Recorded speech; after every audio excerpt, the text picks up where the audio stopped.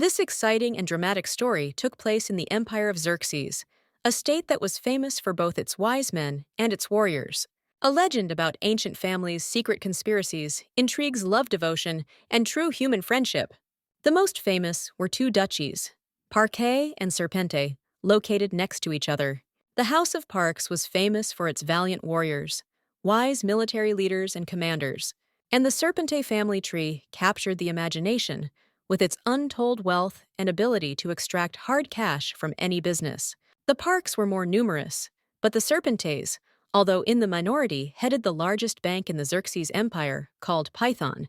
The main character of the work, Adriana, came from a family of military leaders, and once her family was one of those who created this country. The girl was the only daughter in the family, but after the death of her beloved mother, a stepmother and her son appeared in the house, and then everything began to change, especially after the sudden death of her biological father, the last hope and support of the young heiress of the family. But the pain of losing her loved ones did not break Adriana, and she continued to care for the poor and help the weak. Serving the common people brought the girl to the capital, where despite the outbreak of the plague, she continued to do charity work, and there she met the first prince. The fair-haired crown prince was also one of the main characters in the work. The young man, as well as Adriana, will have to fight with opponents and the aggressive behavior of various characters. It will be very difficult for the heir of royal blood to overcome the secret and open resistance of some of them. The destinies of this young couple will be so closely intertwined that people around them will say that these are two halves who have finally found each other. But no legend is complete without the forces of evil that constantly interfere with and oppose the main characters. In our story, these are the two brothers of the Serpente family. During the plague epidemic, these characters left the country and spent several years away from home, only to return one day. But they were not alone. With them was a girl, the mistress of intrigues and plots, who was able to bring the empire to the brink of destruction. Her name is Emilia Sanchez, better known as the Snake Mistress, and one of the most cunning women in the entire kingdom.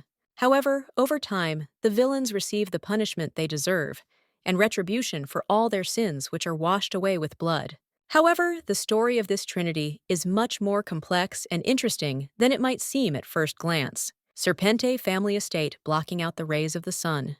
The young men discussed the series of deaths that had befallen many noble families, including the imperial family. An epidemic of a terrible disease swept across the country, sparing neither rich nor poor, including the empress, as well as the Duke and Duchess of Serpente. The children and their servants remembered how well they had lived before, when their parents were alive, and thought about the trials that lay ahead. The red-haired girl stood over the grave and hugged the young lady secretly. She regretted that she could not help her mistress in any way, and she died. Her mother worked for the Serpente family for many years as a nanny, looking after the children and helping the young heirs grow up. The Duke and Duchess always treated their servants kindly, so the girl lived and worked in comfortable conditions. But one day, something terrible happened. It was such a terrible experience that it was not even stored in memory. This is how the mind tried to protect itself from the trauma. Over the years, these memories returned again and again, until finally they became clear and frightening. Because having realized them, the nanny's daughter realized that she had come here from another world.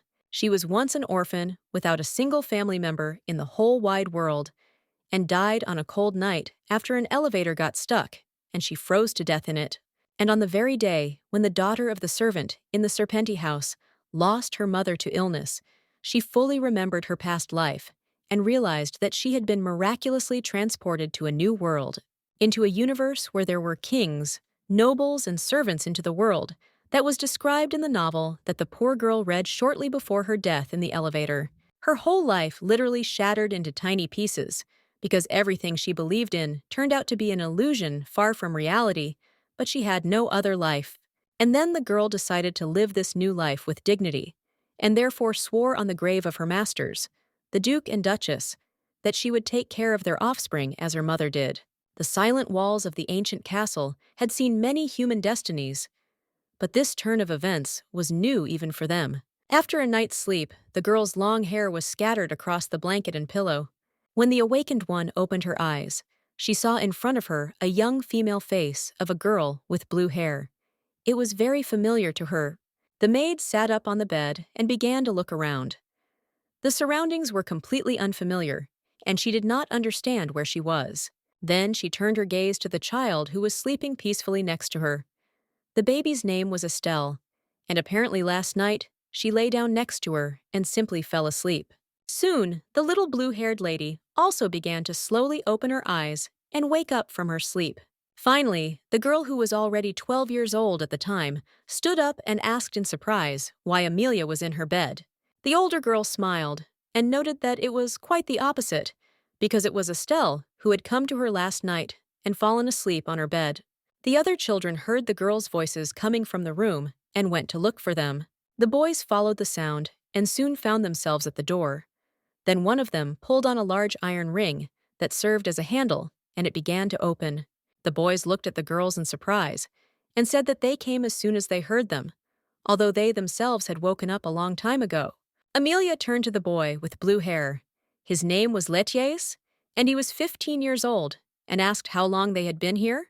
In response, the teenager propped his cheek up with his hand and said that he didn't like the joke she had come up with because the place didn't look interesting at all, but rather resembled the lair of a scary monster. Benja, the younger brother, who was 14 years old, joined the conversation and noticed that his relative was saying stupid things, although he should be a shining example of intelligence. Then the boy said that they had recently woken up in an unfamiliar room, and it was very strange because he didn't remember how they got there. Amelia turned to her charge Estelle and thought that there must be some reasonable explanation for what was happening. It just needed to be found. The second son sat down and leaned back in his chair, and then heard Latias ask if such a room could be located on the territory of their own estate. However, Benja abruptly interrupted his older brother, saying that this was their home, and it couldn't be that they had never visited here in all these years. Faced with such rude treatment, Latias immediately jumped up and started yelling at his brother, while the girls stood to the side and watched the boys quarrel. Amelia thought that the question of her first son made sense, because in all the years of working in the Serpenti family home, she had never been there, although she walked a lot throughout the territory on behalf of her mother. And while the nanny's daughter was trying to remember the events of the previous day, after the funeral of her young master's parents, one of the brothers approached her and put his hand on her shoulder. Latias smiled cheerfully and said that this joke from the servants was quite unexpected, but he believed that they should return home to their familiar surroundings. Amelia laughed and replied that she had never even thought of such a thing because it was a very strange prank, and even more so on the descendants of a noble family. The next moment, Estelle came up from behind and pulled her older friend by the sleeve. When the girl turned around, the little girl drew her attention to the fact that it had become difficult to breathe in the room. Amelia patted the young lady on the head, smiled, and said that the room was indeed a little uncomfortable, but it was okay. But Estelle frowned and noticed that she didn't see the slightest reason for joy, because she was scared here and wanted to get out of here as soon as possible. Meanwhile, Benja noticed that all this looked very strange, because he and his brother woke up on the ground floor, and by the time they reached the girls' room, they had time to look around a little. Amelia raised her finger and added that the young people were simply inattentive, because somewhere there must be a door through which they got here, which means they can also leave through it. The older brother noticed that they looked into every room, and also said that they managed to find a dining room and a bathroom, but they did not see any escape doors. Latias then smiled and noted that if they had missed anything, it was his inattentive younger brother's fault. Benja looked indulgently at his relative, making fun of him, but said nothing. He then suggested that the whole company go down to the lower floor and resume the search, and so they did. As the children descended, Amelia noticed that it was indeed becoming difficult to breathe. The room was definitely stuffy. Everyone looked at their surroundings in surprise and covered their mouths with their hands. The nanny's daughter noted to herself that in all the places where doors should have been located, there were ordinary walls. Suddenly, one of the boys accidentally stepped on a piece of glass, which crunched loudly and broke into several pieces. This sharp and unexpected sound scared the girls very much, causing them to shudder and scream loudly. For a moment, everyone froze. But suddenly, Latias was overcome with a fit of laughter that he didn't even try to hold back. Benja immediately supported his brother, and they began to laugh loudly at the girls, accusing them of being afraid of any noise, while Amelia hugged Estelle and tried to defend herself from the attacks. However, the elder brother folded his arms across his chest and replied that they were very stupid and naive, and therefore deserved to be laughed at. Moreover, the boy accused the girls of sounding like the squeal of animals when they were scared. Amelia tolerated the bullying for a while, but then decided to put an end to it and opened her mouth to speak out in her own defense. But instead of starting to speak, the girl froze because her gaze was drawn to an unusual object located behind Latias. Behind the heir of Serpente, there was a large rectangular mirror. It was located on the stone wall. Meanwhile, Estelle approached her brother and asked why he was hurting them. Amelia walked towards the find and ran her hand over the smooth surface of the mirror. Such a large object clearly did not fit into the surrounding environment. Nevertheless, it was in front of her. The floor mirror was not just big, but huge, even for an adult, and the child seemed microscopic against its background. The nanny's daughter looked at him and could not look away, because there was something mesmerizing about him. The other children also came closer and began to silently examine their reflection. Benja came up from behind and touched Amelia, asking if she was okay. The girl turned around and replied that everything was fine, and then suggested that they had been placed in this strange place for their safety to wait out the plague. The second son confirmed that they could have been moved to this place for protection so that they could wait out the disease raging around them, and this was done by their relatives while the children were sleeping. The nanny's daughter looked at the young gentleman in the reflection of the mirror and asked if he remembered anything important that his relatives had said to the boy the night before. The boy remembered that their relatives had asked them all to stay on the estate because they were afraid of losing them to an illness they might contract if they returned to the capital. Amelia remembered that the novel she had read in her previous life said very little about what happened to children after their parents died. Suddenly, that very episode came into my head, in which it was said that the children, after the death of the Duke and Duchess, went to another country to study, but no details of their lives were given there. The young maid noted with horror that she had absolutely no idea what was going to happen to her and her masters over the next 2 years. Hoping to find at least some information, the nanny's daughter asked Benya again if his family had told him anything else the night before, and the guy replied that he had asked for Amelia to be sent on a trip abroad with them because someone had to look after the emotional Estelle. Suddenly, some strange mechanical sounds were heard behind the glass. Something was quietly clicking and moving. Everyone fell silent and looked in surprise at the reflective surface, which apparently was preparing a surprise for them. The little heiress of Serpente was the most worried of all. The girl pointed at the mirror in horror and asked her brothers and the maid if they heard these strange and frightening sounds. Amelia and Benja listened warily to the incomprehensible mechanism that apparently was being activated right before their eyes. The maid tried to remember the novel she had read and find there at least something that could give her a clue to the solution to this mysterious situation in which they found themselves. At some point, the sounds died down, and then the mirror rectangle opened like an ordinary door. A bright light came from the opening that had formed so the heirs of Serpente could not see anything. Then the young people heard a question asking them where they were. Amelia couldn't immediately make out the person speaking, but the voice itself seemed very familiar to her. Soon a silhouette appeared on the threshold, and everyone recognized this thin man because it was Viscount Jerome Ivar, the uncle of the heirs of the Serpente family. The nanny's daughter could easily recall the episode from the novel when little Estelle was in the garden and suddenly began to cry.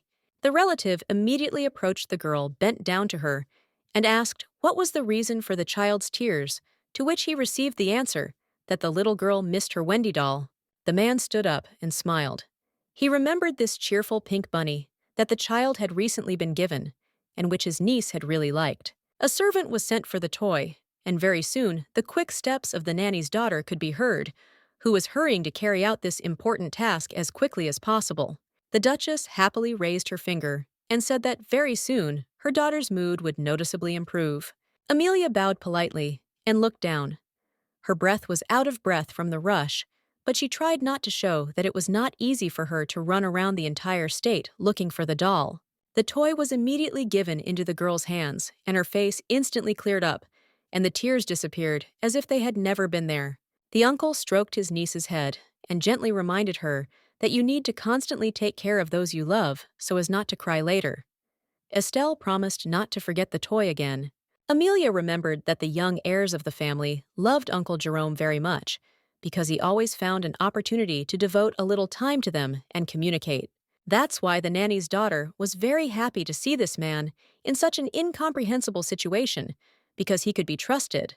However, despite the positive emotions, the maid still really wanted to find out what happened and why they were here. The first of the children to speak was Benja. He said that he was pleased to see a relative because they had already begun to worry and make up all sorts of scary stories.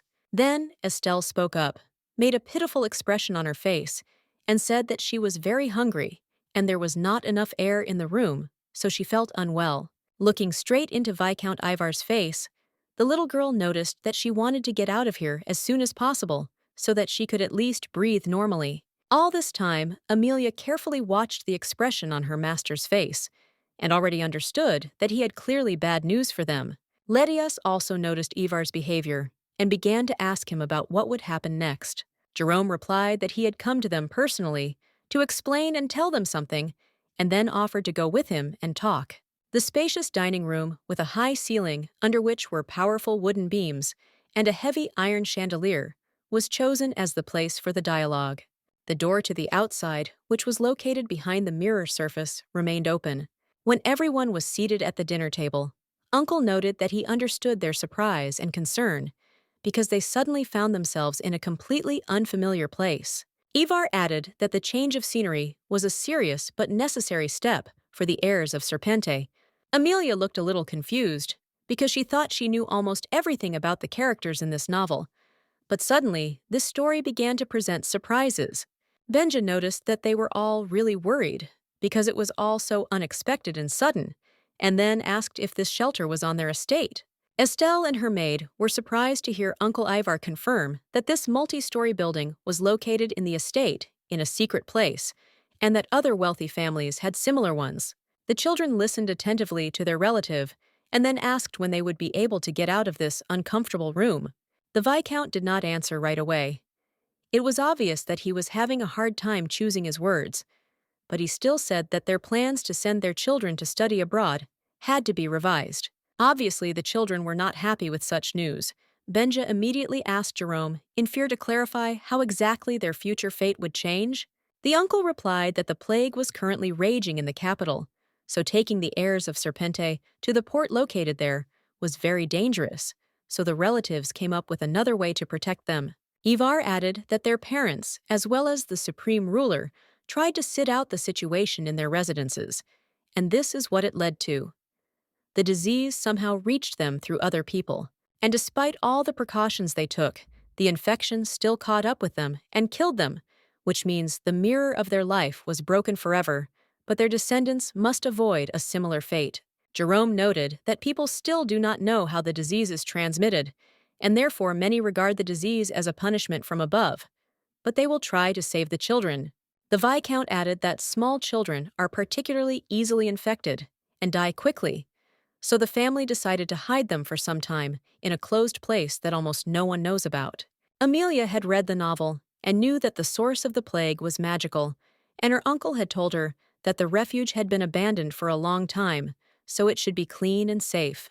The maid understood that her uncle wanted to save the heirs of the family, and his idea seemed quite logical and reasonable, but she still felt uneasy at the thought that they were locked up and could not go outside. Benja exchanged a long look with the girl and thought about how his whole life had changed in just one night. He then asked Jerome if this meant that they would now spend all their time locked within these four walls where there weren't even any windows. And when her uncle answered in the affirmative, Estelle screamed in fear because she more than anyone else wanted to get out as quickly as possible. Ivar replied that he did not know any other ways to better protect his loved ones from the impending danger, especially since he expected that the confinement would not last long. Suddenly, Sir Jerome grabbed his head and said in a breaking voice that he could not bear the thought of losing his nephews as well. Letias and Benja looked at their uncle in surprise, who was always a calm and confident man, and while the young Viscount was struggling to come to his senses and drive away bad thoughts, the boys asked how long they would be forced to tolerate each other and sleep so close. Finally, the uncle was able to pull himself together and replied that their forced confinement, according to his plan, would last about 1 week, so that they could still be sent by ship to another country. The first son asked how things would go with their daily life, for example, with meals since they were already hungry. Ivar replied that they should not worry about that, because the chamberlain would help them with everything, and it was time for him to leave. Leaving the stone walls of the shelter, the uncle strictly warned the children that for them to leave this refuge would mean risking the existence of the entire glorious Serpente family. Before leaving, the uncle paused a little and said that he understood how difficult it would be for them to pass this test. But he believed that they would cope, and then the aristocrat turned to Amelia. The man reminded the maid that her main duty was to take care of Lady Estelle, and the girl assured the master that she would make every effort to ease the lot of the little mistress.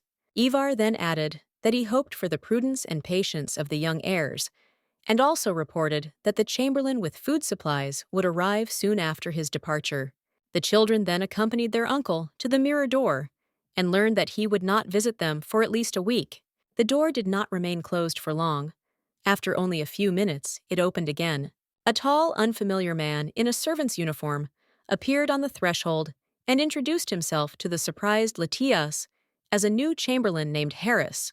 Then the first son asked why he had come, and not his former servant Karen, to which he received an unexpected answer that he no longer worked on the estate. Amelia looked at the boy and wondered what he would become when he grew up, because she already knew the answer. But she always wondered for what reason exactly do people become who they are. The book said that after returning from a trip abroad, Ledius received the title of Duke, and then together with his brother, organized a criminal community, and Estelle did not survive the trip. Meanwhile, the new chamberlain told the boy that his predecessor had died that morning, struck down by the plague, and so he would be taking over his duties. Then the man added that in order to reduce all risks to a minimum, he would be the only one of the servants who would communicate with the young heirs. In addition, the chamberlain repeated Viscount Jerome's instructions that they should under no circumstances attempt to escape from the shelter on their own, for their own safety. After all, Harris turned to Amelia and said that she had a great responsibility not only to look after Milady Estelle, but also to serve the young gentleman. Then the chamberlain began to tell her about her new duties about the daily routine, and that the food he would bring should be served strictly according to schedule, and so on. Realizing that difficult times awaited her, the girl asked if she had understood her new colleague correctly, that he would come to them only once a day.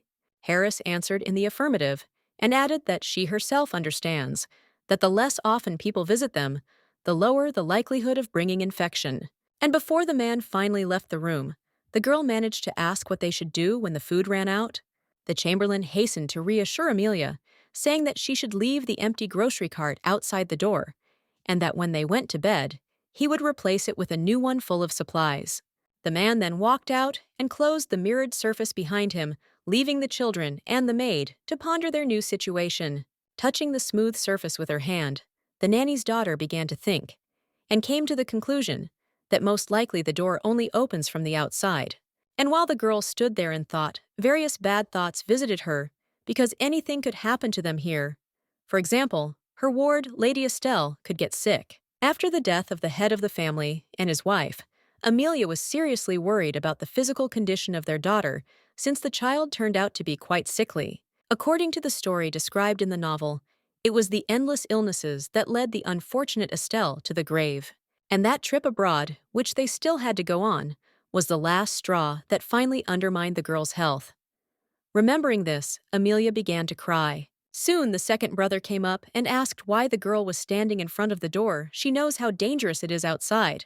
Instead of answering, the maid asked her own question and asked if Beignet thought the whole situation looked strange. The boy came closer and asked again what she meant, and what exactly was bothering the girl.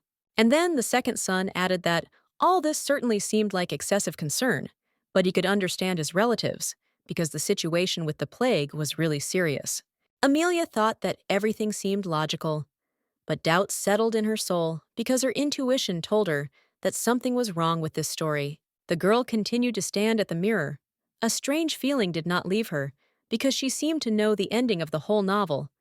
But how exactly the heroes should come to it remained a mystery. And while the nanny's daughter was thinking about how she should pull herself together and come up with a plan of action, Estelle suddenly ran up from behind and rushed to hug her. The little girl looked at her maid with a pitiful look and said that she was very hungry and was surprised that Amelia herself did not feel hungry. Then the girl decided that she absolutely had to figure out this situation, but it was hard to think about anything on an empty stomach, so she began to serve the prepared dishes to the table. There was quite a lot of food, and it was quite fresh and attractive, so in this regard, all worries disappeared without a trace. Soon the maid set the table and invited the heirs of Serpente to the meal. As Benja walked to take his seat, he passed by Estelle and said that now he hoped that no one would complain about the food. However, the second son did not address his sister, but his firstborn Latias, who noted that these difficulties were temporary, so he could wait these few days until they returned. And while the brothers were taking their seats in the spacious dining room, they began to quarrel over trifles, blaming each other.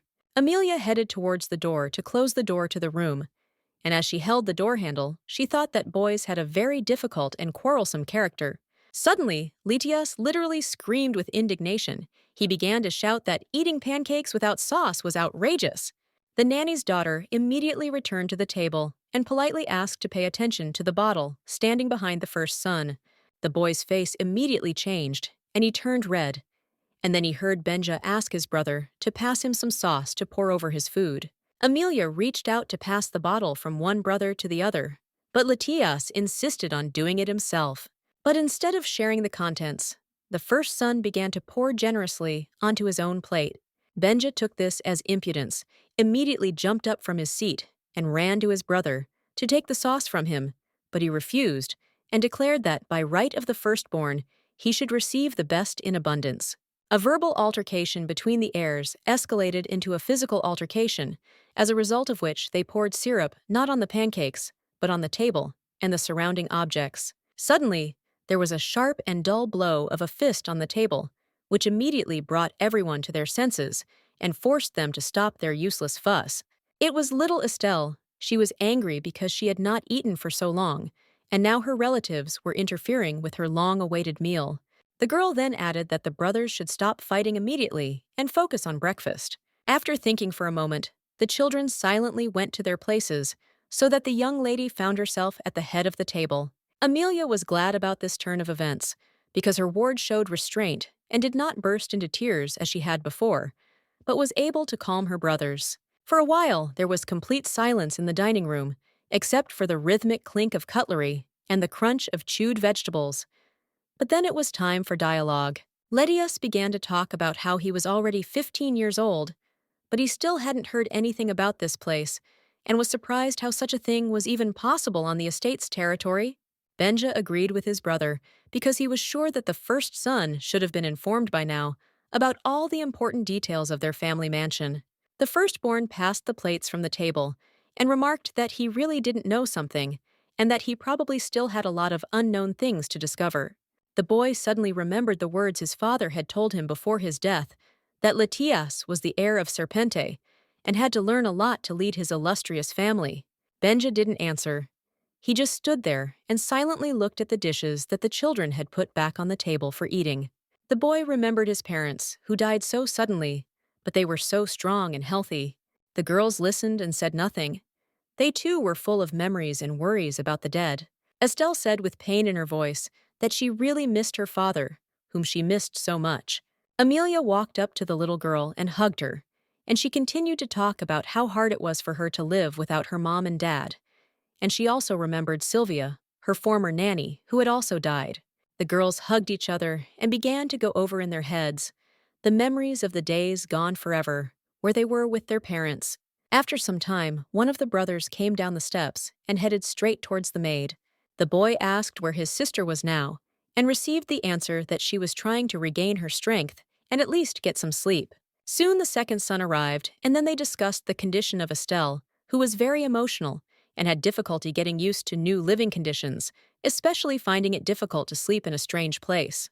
When the girl was finally able to fall asleep, the three of them went to the dining room, where Benja suggested that they explore the place where they had suddenly found themselves. Amelia asked again what exactly they wanted to know about this room, and why. The second son replied that the last time they went on reconnaissance, they were stopped by a mirror, and now he plans to continue searching for something interesting because they haven't seen everything here yet. The boy added that it seemed to him that there was some large room further on where there might be something useful, and the maid asked why they needed it if they would soon leave the shelter. Amelia listened as Benja insisted that if they left soon, they would definitely not be able to find out anything new about this place until they returned, and when that would be was unknown. The children began to discuss options for what purpose this place was built in the first place, and therefore began to look more closely at the objects around them. The bedroom, dining room, kitchen, bathroom, and other rooms were all too modest for aristocrats and too large for household servants, who usually huddled in small rooms. Letias said he wanted to go with them, but suggested that they arm themselves with some kind of light source, a lamp or a candle, because it was very dark and damp further on. Soon the lamps were found, and the firstborn lit their wicks with a burning candle. Now the three-man company was ready for new adventures, and they set out towards the unknown, inspired by the passion for exploring unknown spaces. The room on the ground floor was much larger than expected, with a high ceiling and rather elegant wood paneling, although there were a lot of cobwebs and dust everywhere. Benja couldn't help but let out a cry of delight when they walked a little further and discovered a huge bookcase tightly packed with various books. And there wasn't just one closet there, the shelves were simply enormous from floor to ceiling, which caused extreme surprise, because it was a shelter, not a library. Suddenly, Letius heard a strange rustling sound and raised his head high up. The boy screamed loudly at what he saw, which frightened Amelia so much that she shuddered violently, and a chill of fear ran down her spine. The girl turned around and asked him to stop scaring her, but Letias pointed his finger up and added that she should definitely look in that direction. High up right under the ceiling, there was a window. It was covered with opaque curtains that swayed in the light breeze. It was surprising to find any source of external light in such a place, so everyone gathered looked closely at the find. Amelia suggested that if they could somehow get to it, they would see more precisely where they were. This idea definitely pleased everyone, because real daylight was coming from the opening, which meant that the clue to where the shelter was located could be solved right here and now. Moreover, standing in front of the window, the children could now clearly see what the weather was like outside, as the light clouds and blue sky were quite noticeable. After a brief search for something to climb on, Amelia was able to find a ladder that was leaning against one of the bookcases. The brothers quickly dragged the find to the wall and positioned the edge so that it practically rested against the window frame, which was quite enough to implement the intended plan. But when Benja took it up, he noticed that the structure was very old and dilapidated, and therefore looked extremely unreliable, so Amelia suggested continuing the search. Serpente's heirs tried to find another item that would suit their purposes, but nothing similar was found. Then Lydias looked closely at the maid and noticed that her weight was the minimum, so if the ladder could support anyone, it would be her. Benja and the nanny's daughter looked at the firstborn with disappointed eyes, and then the second son noticed that the first simply did not want to risk himself and suggested that the maid do it out of cowardice. Hearing such accusations, the boy became furious and shouted that they did not understand anything, and now he would explain everything to them since they were so stupid. Letias noted that he and Benya would stay below, and then if something happened and the crossbar broke, they would be able to easily catch the falling girl. But if he climbs on his own and falls, then his younger brother and the maid simply won't be able to stop his fall because he's big and heavy. Moreover, the firstborn was sure that they wouldn't catch him. Then the second son asked if Letias would catch him if he climbed himself, and the boy replied that no, and he would never insure his younger brother.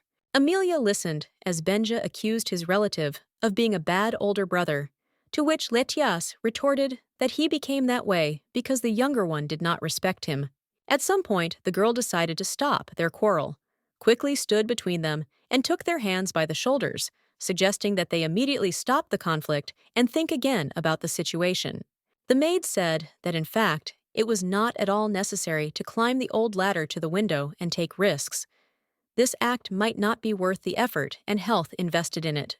But the brothers unanimously rejected this proposal and expressed themselves in the spirit that they should definitely find out where exactly they were, because this could be very useful and important. Amelia replied that she, of course, would be interested to know this too, but she could just wait until Uncle Jerome came and ask him it would be easier and safer. The children looked at each other and did not answer, but only tried to look away. Benja noticed that there was some common sense in her words, and perhaps she was indeed right in the current situation. For a while, the heirs of Serpente and the maid stood near the bookcase, thinking about their next steps. Amelia found it strange that the children became so quickly embarrassed and silent from her question, and Latias, for some unknown reason, persistently hid his eyes. Benja also behaved unnaturally. Perhaps they knew or suspected something, but did not want to talk about it. Perhaps they themselves were tormented by bad feelings about this place. The maid thought for a moment about what her mother would do if she found herself in a similar situation, and the answer came quickly enough. The girl approached the stairs and grabbed the railing, thus deciding to defuse the situation, which was becoming less and less comfortable with each passing minute. Bar after bar, Amelia began to climb up. She did not think about the fact that Latias promised to catch her, but only about the fact that she served the Serpente family and must do it well. Having almost reached the window, the girl raised her left hand to push aside the swaying curtain. But when she did this, the slightly open window sash immediately began to swing open quickly, and the maid was hit by a sharp gust of strong wind. However, Amelia stayed on the ladder, unlike the wooden panel itself, which had rotted in places due to old age, and simply fell off, and then flew down onto Benja. The boy barely managed to jump aside when he heard the nanny shout that he should be careful, and soon after that, the piece of wood fell to the floor and split into pieces. The second son looked at the girl and accused her of doing it on purpose. Amelia apologized and added that everything here was so ancient and dilapidated that it would crumble at the slightest touch. Finally, the girl turned around, went up another step, and looked out the window, where a beautiful and serene picture opened up before her.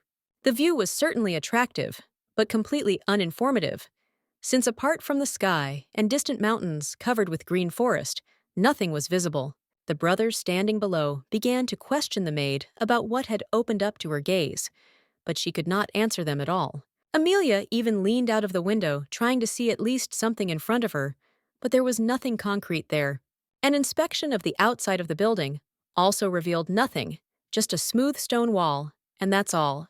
Suddenly, the girl discovered something she never expected to see, and it made her eyes widen. At the top, directly above it, there was a huge bell. It was attached to a mechanism that vibrated and struck at the right moment. Suddenly, the maid heard a warning cry from the window where the brothers were standing below. The crossbar she was leaning her foot on began to crack and broke right in the center. Amelia felt that nothing was holding her back at this considerable height any longer, and the next moment she was flying down. Benja raised his hands up to catch the falling maid, while Latias remained standing there confused. The teenagers watched spellbound as the nanny's daughter flew until she fell right on top of one of them. Benja was the closest, so the blow fell right on him. After the fall, cushioned by her younger brother, Amelia sat up and began to rub the bruises. Her head hurt, but she managed to avoid serious injuries. Latias came up from behind, guiltily making excuses, saying that he had no idea that the ladder would be such a weak structure. The nanny's daughter turned around and reproachfully noted that he had promised to catch her if anything went wrong. And then the maid added that the second son probably received serious injuries because he tried to catch her alone. The girl leaned over to the guy and began asking how he felt, to which Benja replied that she should first get off him because she was pressing on him with the weight of her own body. Amelia came to her senses and released her savior and repeated the question, to which the boy replied that he had not thought that she would be so heavy. The maid felt a little awkward about being in this situation, but she was glad that everything turned out quite well and no one was hurt. Then Latias came up and gave the girl his hand to help her stand up. He began to ask what exactly she managed to see from the window. The nanny's daughter told about seeing a bell on the chapel, which is located on their estate. The brothers were very surprised, because they never expected that there could be such an unusual place as a secret shelter inside the bell tower. Amelia thought that the heirs of Serpente knew about this place, but it turned out that it was as much of a surprise to them as it was to her. The boys came to the conclusion that they knew much less about their own estate than they had previously thought. The maid also added that she knew nothing about this place, which meant that this information was kept secret from her mother as well. Lydia said that when it was noon, the bell would definitely ring. Therefore, they would know about this place without all these risks. Amelia noted that if the sound was too loud, Estelle would probably wake up and be scared. The maid thought that her charge was afraid not only of loud noises, but also of heights, and therefore would be horrified when she found out that they were at the very top of the tower, although it was indeed safe there. It turns out that the room where they ended up is in plain sight, which means no one will look for them here. The bell tower is always in front of your eyes. Everyone has long been accustomed to it, and it would never occur to anyone that a secret shelter is located here. Even if the children try to make noise, no one will hear them, because the building is located far from the main buildings, and there is always a strong wind up there, so the mirror is their only door. If you try to get out through the window, there is a sheer wall there, and you can easily fall to your death. If someone decides to leave them there forever, it will be almost impossible to prevent this. This series of bad thoughts quickly flew through Amelia's head, although she did not want to think about it, but she could not get rid of the bad feeling. Benja noticed that the maid was thinking hard about something, and that these thoughts were making her uneasy. But when he asked her, she did not answer, but only said that everything was fine.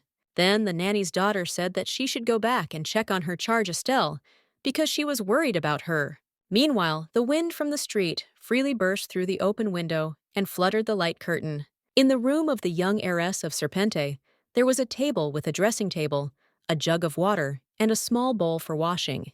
Amelia picked up a comb and offered the little lady to tidy up her hair. And while the maid was combing her blue hair, she asked how her charge had slept and whether anything had bothered her, to which the girl replied that everything was fine, only the air was very heavy. Estelle also shared her desire to open the window in her room as soon as possible, although there are no windows there, and complained about the bell being too noisy, which frightens her and prevents her from resting. The nanny's daughter completely agreed with the girl, and she also thought that she never even imagined that she would ever find herself in such a situation. The situation was slightly brightened by the fact that Amelia could now freely wear the clothes of the heiress of Serpentes. They brought a lot of clothes for the young lady, but no one bothered to give the maid any kind of uniform. When the nanny's daughter told her young mistress about this problem, she immediately stated that the girl could wear things from her personal wardrobe. Amelia also noticed that Estelle really liked this idea, because now she could dress up the maid like a doll as she wished, which certainly improved her mood. The girl was pleased that at least in this way she could amuse the little lady. Then the nanny's daughter remembered Viscount Ivar's promise that the new chamberlain would bring them everything they needed.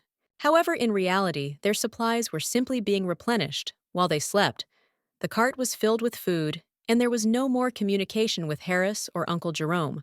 So, in agonizing anticipation of the promised freedom, a whole week passed, and on the morning of the 6th day, Amelia, as before, combed her ward's hair. The maid finished tidying up Estelle's hair and asked if her mistress liked her work.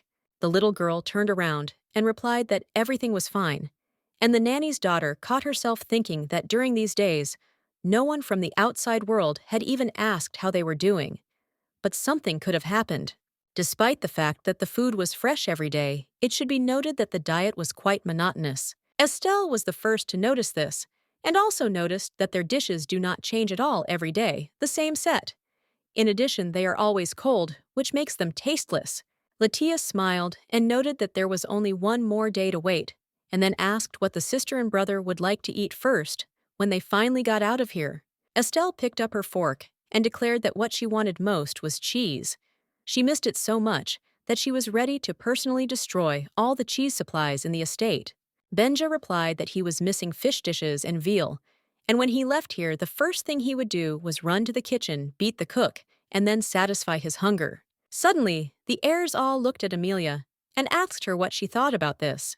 The girl thought for a long time, so much so that she left the fork sticking out of her mouth and finally suggested that she would probably like a cream pie, and Latias immediately added that he knew this in advance. The firstborn looked cheerfully towards the pantry and reminded that when he was very little, he often gave his desserts to the nanny's daughter. And when his mother, the Duchess, found out, she got angry. Benja recalled that episode from her childhood and added that Amelia didn't find it so funny at the time, because the girl was accused of deliberately begging the gentleman for treats. Then the boy smiled and remarked that now he finally understood why their maid had become so heavy. That's how she had gained weight. The girl looked angrily at her second son and thought that she should have fallen on him harder for such unpleasant words, and Latias asked his brother to be more polite.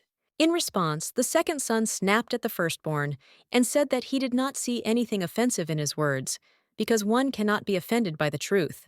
But the eldest heir interrupted him and said that when you say something, you need to think about others, and now everyone's mood at the table during the meal was spoiled because of him. The younger brother raised his finger and replied that everything was quite the opposite, and that the instigator of any quarrel was always his older relative, and then he became rude. Latias instantly became angry and asked Benja to immediately repeat what he had just said. Estelle, seeing that things were taking a serious turn, hastened to take refuge in Amelia's arms, and the maid loudly demanded that the heirs calm down and stop arguing. Then the maid added that their quarrel had frightened the little girl, who would now take a long time to calm down. This news cooled their ardor a little and brought the children to their senses, so they fell silent and got up from the table looking at their sister. Benja said that he agreed with this argument and was willing to calm down for the sake of Estelle's mental well-being.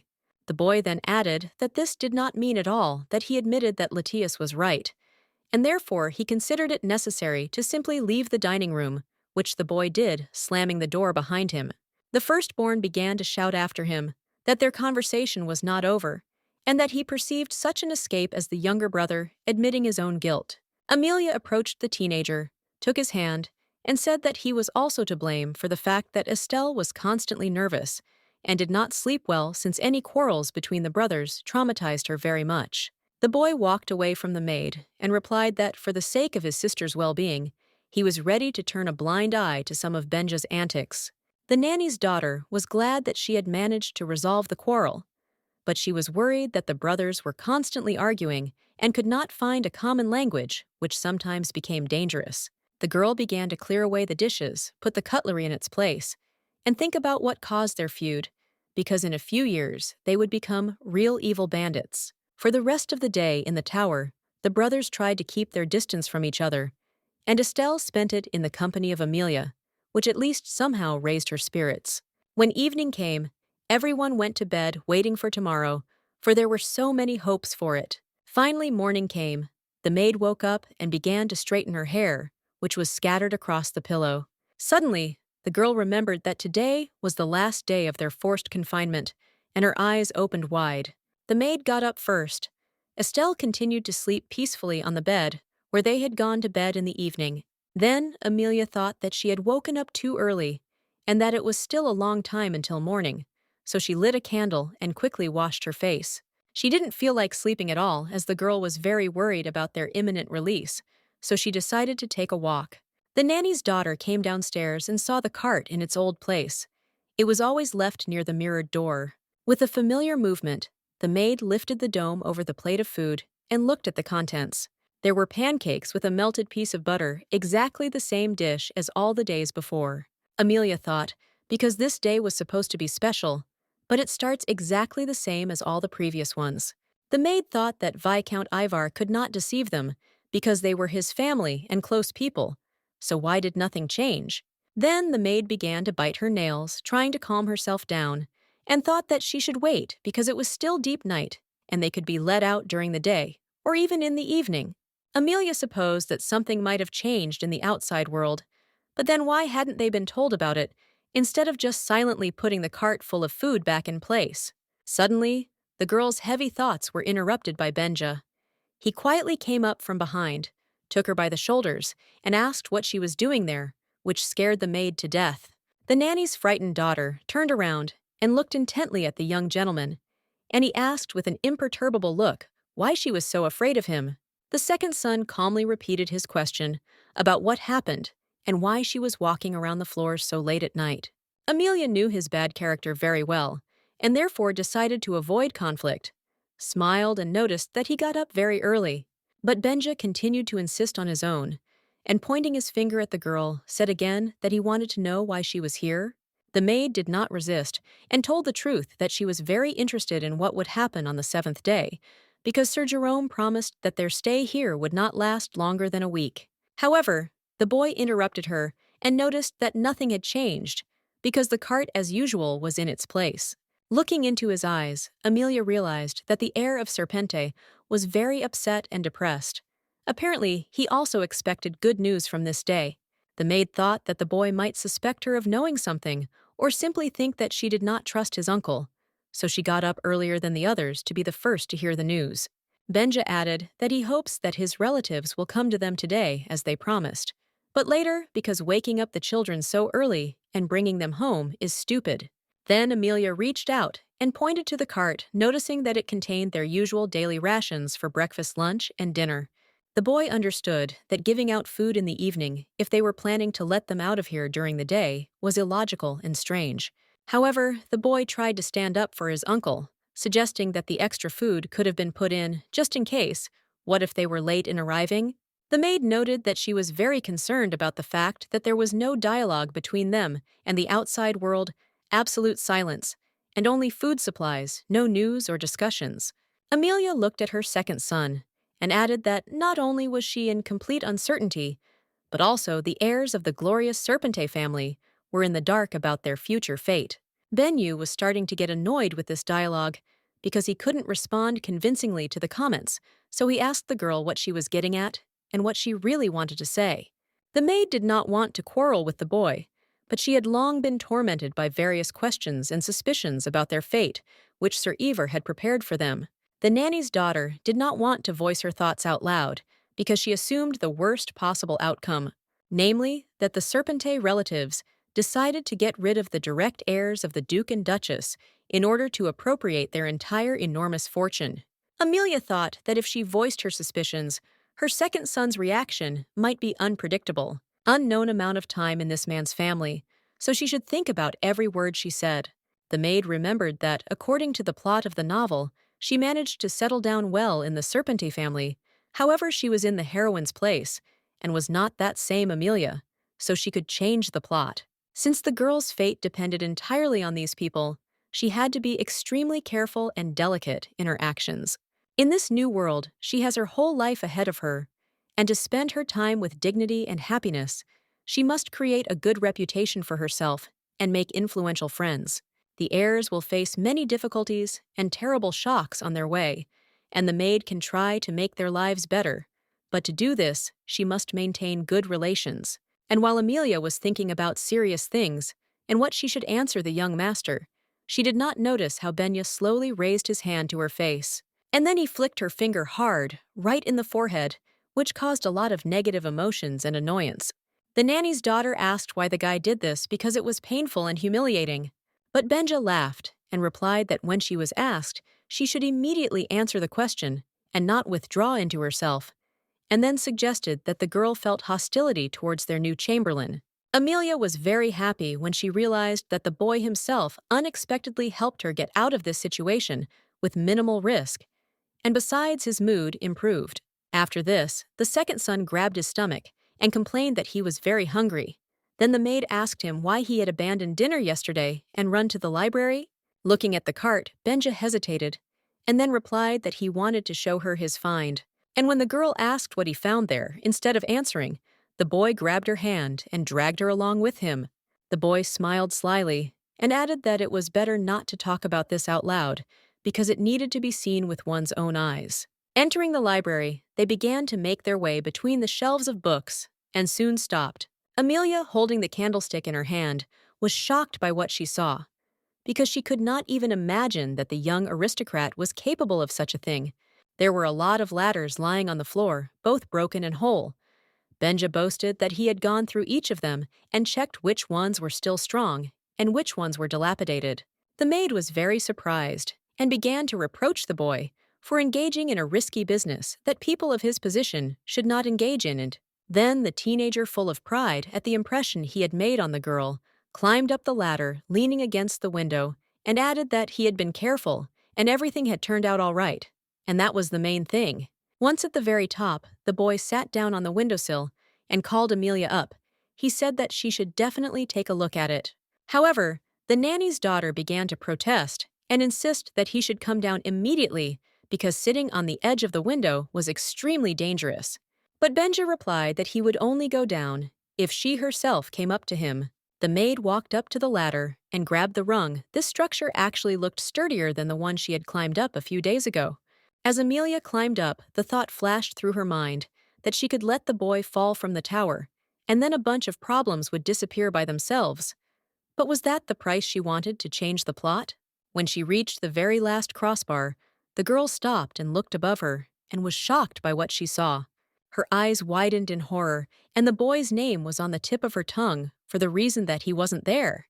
The wind blew freely through the open window and swayed the light curtains. Amelia became scared because she had to look after not only Estelle, but also her brothers as a servant and as the eldest.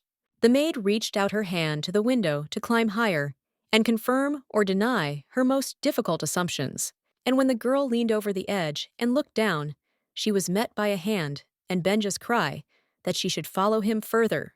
The boy added that it was safe here, she could lean on his arm and go down lower. Amelia was glad that Serpente's heir was alive, but his outrageous behavior made her very nervous. And when the nanny's daughter began to think about going down, she was overcome by a strong fear, because they were very high up and any careless movement threatened imminent death. The maid tried to resist and said that she was afraid to go so far, because she was very scared. But Benja was very confident. He stood firmly on his feet, and with a smile on his face, called the girl to join him, assuring her that everything would be fine. However, the fear was really strong, and overcoming it turned out to be a difficult task. Finally, Amelia made up her mind and let go of the wooden frame that she had been holding tightly with her hand all this time. The maid sat on the window frame with virtually no support, and her legs dangled out of the window. The boy took hold of the edge of the statue with one hand and extended the other to her, showing her the place where she should go down. The maid was very scared, but she was able to overcome this feeling, although she thought to herself that if she crashed, she would become a ghost and would haunt the naughty boy until the end of her days. Finally, she closed her eyes and, trusting the young heir of Serpente, took a step into the void. Having flown only a short distance, the maid landed softly, leaning on the boy's strong arm. Benja praised the girl for her courage and suggested that she had once climbed the statues with other children. Despite the very flattering review, Amelia felt unwell. She still could not believe that she had agreed to this adventure and given in to a childish prank. The back of the stone gargoyle was wide and slightly sloped, so there was enough room to sit on it without fear of falling down. When the girl got comfortable, she said that she would never come down here again, and then asked why Benja had called her here. But instead of answering, the boy pointed to the horizon where the sun was rising. Serpente's heir noted that the sunsets here were slightly better than the sunrises, but both natural phenomena were worthy of attention from this height. Then the second son added that it is much easier to think in the fresh air, and in their situation there is something to think about. Sitting on the shoulders of the stone statue, Amelia looked at the boy and asked what he was thinking about. In response, the girl heard that the young gentleman was going over the images of his deceased parents in his head and thinking about the future fate of his brother and sister during this strange time. The maid asked how Benja was feeling, and the boy replied that he was very glad that she was okay. The maid's daughter was surprised and happy at the same time. She was pleased that the heir of Serpente was worried about her, but she didn't think that he would talk about it so directly. The second son was silent for a moment, apparently collecting his thoughts, and then continued. Benja said that her role in Estelle's life is huge, and the brothers would never have been able to give their sister that level of care. Besides, their conflict with Latias would have escalated long ago if not for Amelia. The maid listened attentively to the young master and agreed with every word he said. She recalled that the Serpente children had always had a rather strained relationship with the firstborn, and Estelle getting along a little, but the second son always kept to himself. If we talk about human qualities such as love, kindness, and affection, then Latias could sometimes show them, but Benja, as a rule, remained cold and cruel in any situation. And now, suddenly, this quarrelsome teenager with a difficult character is showing signs of an adequate and sensitive guy. Amelia tried to comfort the teenager and said that everything would be fine, and then suggested that they return to the room before the others woke up. As the young people were leaving the door leading to the library, they ran into Latias, who was very surprised to see the two of them and began to ask what they were doing there. The firstborn looked confused and pointed his finger at the boy and girl in bewilderment. Benja folded his arms across his chest and answered the question with a question. Why did the first son get up so early? Latias was not going to give up and began to insist on finding out what was going on while making a strange expression on his face, as if asking for help. The second son replied that he had been thinking a lot about their family these days and was sure that he should reconsider his life priorities, to which the firstborn noted that he had had similar thoughts. Looking at the open door to the library, the brothers were silent for a moment and then continued their dialogue. Benja said that there could be no use in Latias's thoughts, even if he agreed to pass on his title of heir to the family. The firstborn immediately became angry and added that if he passed the title to his second son, he would ruin the family. But the younger brother smiled and noted that he meant passing the title in favor of Amelia. These words made the girl feel unwell, because she did not want to stand between the brothers of the famous family, because then she would not have the slightest chance. Latias folded his arms across his chest, closed his eyes, and remarked that if a servant became the head of the Serpente clan, she could drive out all the children without a penny in their pockets. But Benya did not agree with him. The nanny's daughter watched this children's argument with interest, and she still could not understand where the line was drawn beyond which these sweet children turned into notorious villains. Amelia smiled and said that she was not worth such attention because they had more important things to do, for example, the liberation from the tower planned for today. All day the children waited for Uncle Jerome to visit, but evening came and nothing had changed. Moreover, the next 2 days were no different from the previous 7. During another breakfast, Estelle couldn't stand it any longer and threw her napkin on the table, saying that more than anything in the world she wanted to get out of here. Serpente's heiress reminded them that they were promised freedom in exactly 1 week, but more time had already passed, and everything remained the same. The brothers sat silently and picked at the monotonous food on their plates, while the girl continued her hysterics. She even went so far as to call everyone liars. Amelia tried to calm her charge, saying that her uncle remembered them and was probably making every possible effort to fulfill his promise as quickly as possible. However, the younger sister finally lost her self-control and declared that she refused to eat this disgusting and identical food, which constantly made her sick, and she no longer trusted the maid.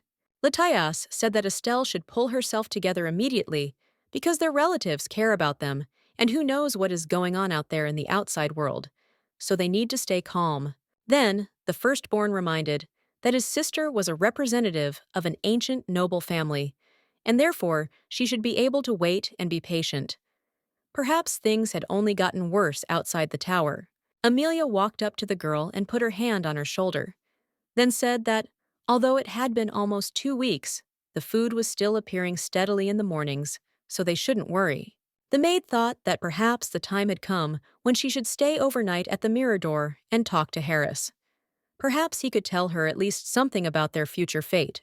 Suddenly, the door to the dining room opened, and on the threshold appeared the one for whom the forced prisoners had been waiting for so long all these days. Estelle looked at this man on whom so much now depended with genuine surprise and hope. It was Viscount Ivar in person. Although he didn't look very healthy, his face was pale, his eyes were sad, and in every gesture there was anxiety and nervous tension. There was silence in the dining room as everyone looked at Jerome as he slowly walked over and sat at the head of the table. The man leaned on his hands and looked down, then apologized for taking so long to show up, and added that they had already realized that the original plan had changed. It was strange, but the longer Amelia looked at this influential man, the less she trusted every new word he uttered. Latias was the first to respond. He asked how their relatives were doing, and whether any of them had died during this time, to which Ivar replied that a group of doctors had arrived from the capital yesterday. Benja, in his usual manner, interrupted his relative and asked if he was going to pick them up from here today. Then the second son added that he did not care about the situation that had developed outside their shelter because they could not wait any longer and had to get out of there immediately. Then the boy added that Estelle's health was in danger under these conditions, and with each such word, Jerome felt worse and worse. Finally, Uncle Ivar quietly asked if the heirs of Serpente Really thought that their loved ones wanted to lock them up here with evil intent? The brothers didn't answer, but they were definitely thinking about it, and it was becoming increasingly difficult for them to hide it. The Viscount continued speaking, and Amelia hurried to hug Estelle, because the man told how one by one everyone who had been at the Duke and Duchess's funeral began to fall ill and die. Jerome added angrily that death overtook even those servants who simply carried the coffins and were just passing by the ceremony. Therefore, Ivar is very disappointed by such a display of impatience and lack of restraint, because they are here to save their lives and give the Serpenti family hope for the future. Silence fell over the dining room again, the teenagers not knowing that things were so bad outside their shelter. Amelia noticed how Estelle was literally shaking with fear after such bad news from her uncle. The maid understood that the situation was very difficult, but remaining locked in a stuffy room while the heirs were constantly making scandals was not much easier. In addition, the entire burden, both physical and psychological, fell on the shoulders of one young maid, since there were simply no other servants here who would help resolve household issues. In addition, it was quite cramped for active and mobile children here, because the heirs of Serpente were accustomed to space and freedom, and here there were only tiny rooms and stone walls. As for the food, it was tasty only for the first couple of days, then it turned into monotonous torture, and everyone forced themselves to eat only by force of will. A separate issue concerned the water, which was always cold, literally icy, and increased the chances of catching a cold during regular hygiene procedures. There was practically no entertainment, because reading old books in a poorly understood language did not bring any pleasure, and there were no games at all. Amelia remembered all these hardships of the confined space and thought that domestic animals in the pen felt much the same. Suddenly, the maid caught Viscount Jerome's gaze on her. He looked at her somehow harshly without a smile. It was obvious that the man was angry. He turned to the nanny's daughter without even calling her by name, but simply called out rudely. Ivar indignantly noticed that the girl was not wearing her own clothes, but a dress that was intended for his niece, to which the frightened maid replied that she was not given a change of clothes.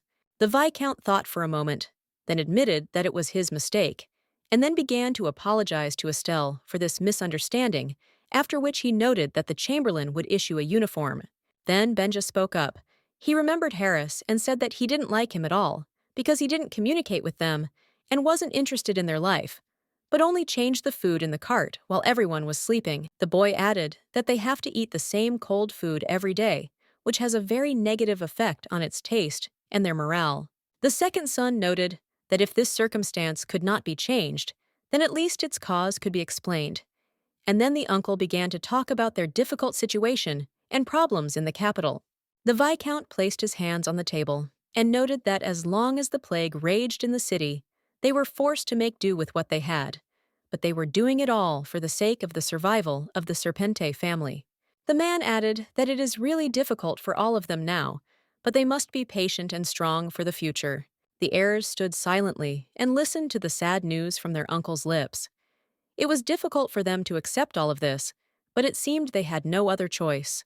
Amelia hugged Estelle and thought that she was still very lucky, because there behind the mirrored door a plague was raging, killing indiscriminately both nobles and commoners. But the girl also saw that hugs and moral support had only a temporary effect on her charge, and the girl was noticeably broken and depressed by such a life.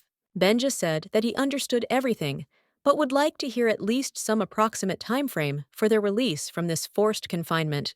The second son added that knowing the deadlines would give them at least some kind of reference point, allow them to set a goal and stick to the intended time. Sir Jerome did not know what to answer to such a request. His face was covered in sweat, and he was very tense, but the boy added that if the Viscount did not name a time frame, they would stop believing him. It became so quiet in the dining room that it seemed that the participants in this difficult dialogue could hear each other's heartbeats. Finally, the uncle gave in and replied that he was counting on about another month. Benja scratched his chin thoughtfully and repeated the stated period, then added that it was a very long period of time.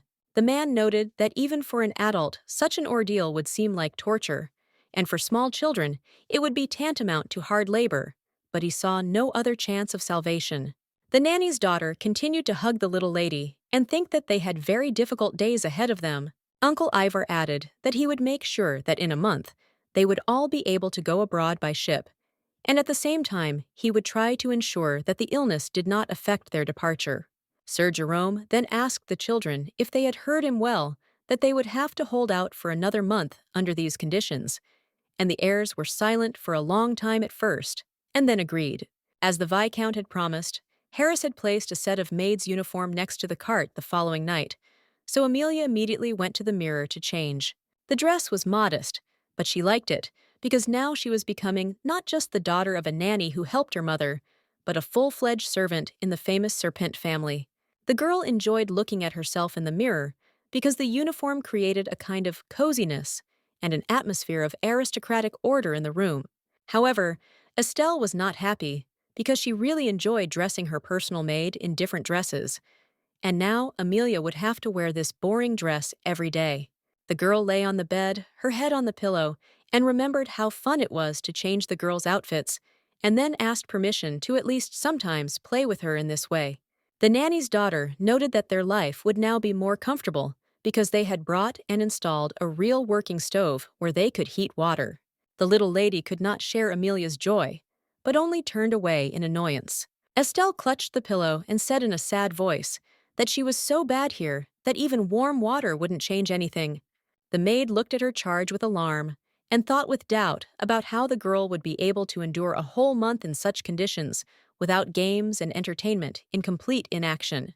As she walked down the steps dressed in her new uniform, Amelia thought that the worst thing for a teenager is idleness, which literally drives the young mind crazy. Therefore, the first thing to do was to find a room for active games, where you could let off steam and have fun, and the girl did this, examining a small area. In addition, the maid planned to solve the problem of accurately determining day and night, using a window because living in constant twilight, not understanding whether it is day or night, is difficult. The maid paused and considered using the library downstairs as a games room. Previously, they did not even consider this room as worthy of their attention, since it was very dirty and smelled bad. There were cobwebs hanging in the corners, and objects were covered in a thick layer of gray dust that had not been removed for decades. It is also strange that the bookcases, which were very large and tall, did not crumble from dampness under the weight of such a large number of books. While examining the premises and pondering how to turn this garbage dump into a decent playroom, Amelia was called out. It was Benja. He asked the girl what she was doing here and why she was looking at him so strangely. The nanny's daughter looked around the room and said that she planned to take care of this area so that it could be useful to them like the other rooms on the upper floors. The maid then added that she was worried about Estelle's morale, and that if they made a gaming room here, then there would be one less problem. But Benja expressed doubts that this was possible. This reaction amused the girl, because before her was a man of noble blood who could not even think of getting his hands dirty with simple physical labor, cleaning up dirt. Benja yawned and added that the idea certainly looked good, but he couldn't even imagine how to implement such a volume of work. Amelia was ready to laugh at the nobleman's helplessness, but she held back and closed her eyes, reminding herself that she should be supporting the relationship, not destroying it. Latias soon joined the young people. He asked what they were planning, and the second son, pointing his finger at the maid, replied that she wanted to start a big cleaning in the library. The firstborn said that nothing would work because they had no servants, and his uncle would never allow people from the house to enter this area for some cleaning. But the maid objected to him. Amelia added that it was not so bad because they had one servant, and then the brothers rushed to her, vying with each other to ask who she had seen here besides Harris. The girl put her hand to her chest and noticed that she herself was a servant who could not only comb Estelle's hair, serve food, or help the heirs, but also do the cleaning. The boys were very surprised by this news because they had never thought about it, and then asked if the girl could really handle this colossal amount of work alone. Amelia smiled and noted that she was confident in the result if the heirs helped her, because they would have to live here for a long time, and no one could help them except themselves. Benja thought for a moment and began to muse out loud that having a spacious play area would make their confinement much more pleasant. But Latias folded his arms over his chest and frowned. The maid began to carefully examine the trash and junk scattered around her in the corners, and then said that she would now tell them where they would start cleaning. The first thing the girl considered necessary was to rid the library of the large amount of dust that had accumulated over the years on the shelves of cabinets and other surfaces. Looking at the tower with a single window, no one would think what a great deal of work was going on behind its walls. It took several long hours for two teenagers and a maid to finally get the room back to a normal habitable state. When they had finished, they simply fell to the floor from exhaustion because the maid had given it her all, and for the heirs, hard work was a novelty. Amelia looked at the work done and came to the conclusion that the little lady would really like this result. Soon on the threshold of the updated library, the one for whose sake all this was started appeared. All this time, while the young people were working tirelessly, Estelle slept peacefully in her bed. And when she woke up, she discovered that no one was around and went in search. The girl squatted down next to her maid and asked with interest what they were doing there, and Amelia replied that they were doing a little cleaning. Letius got up from the floor and sat up. He laughed and suggested that his sister find some smart book that would be useful for development, and then added that they dusted all the books. Benja added that there should be a place to rest here where one can lie down and take a nap after a hard day's work, and then clarified that it should definitely be near the window. Estelle walked carefully into the library and began to examine the clean room, while Amelia reminded her second son not to go too close to the window. The young people were very pleased with their hard work, because after cleaning, there was so much free space that you could even play hide and seek. Despite the general merriment, Estelle continued to stand and look around. She heard the joyful exclamations of her brothers and the maid, but she herself remained silent until now. Finally, something inside the girl changed, and her mood improved dramatically from the thought that now she would be able to have some fun, and the girl laughed loudly, anticipating fun games. The presence of a playroom had a positive effect on all the prisoners of the shelter. The days began to pass much more joyfully, and the sadness of not being able to go outside gradually began to diminish. The main games were hide and seek and tag, which were of course more suitable for younger children, but the children had not yet come up with other entertainment. Estelle's condition improved noticeably, but her bouts of hysteria and mood swings could not be completely eliminated, so the baby cried from time to time. Time moved very slowly. Each day seemed like an eternity, and Amelia needed a lot of effort to keep both herself and her charge in a normal state. In addition, the maid felt that there was absolute uncertainty ahead of them all, which constantly undermined and reduced any positive emotions. In the midst of all this, they had to endure the same food which Harris brought in on a cart every day, and so far there had been no slightest change in their diet, which was very annoying. The prisoners tried to write letters and notes to somehow communicate with the outside world, where they outlined their requests for food and other needs, but no one ever responded to them. On one of the walls, they even began to cut out marks to see how many days had passed and how many were left. For the teenagers, this confinement turned into an endless nightmare. However, all horrors come to an end, and the term of their imprisonment was also approaching its intended date.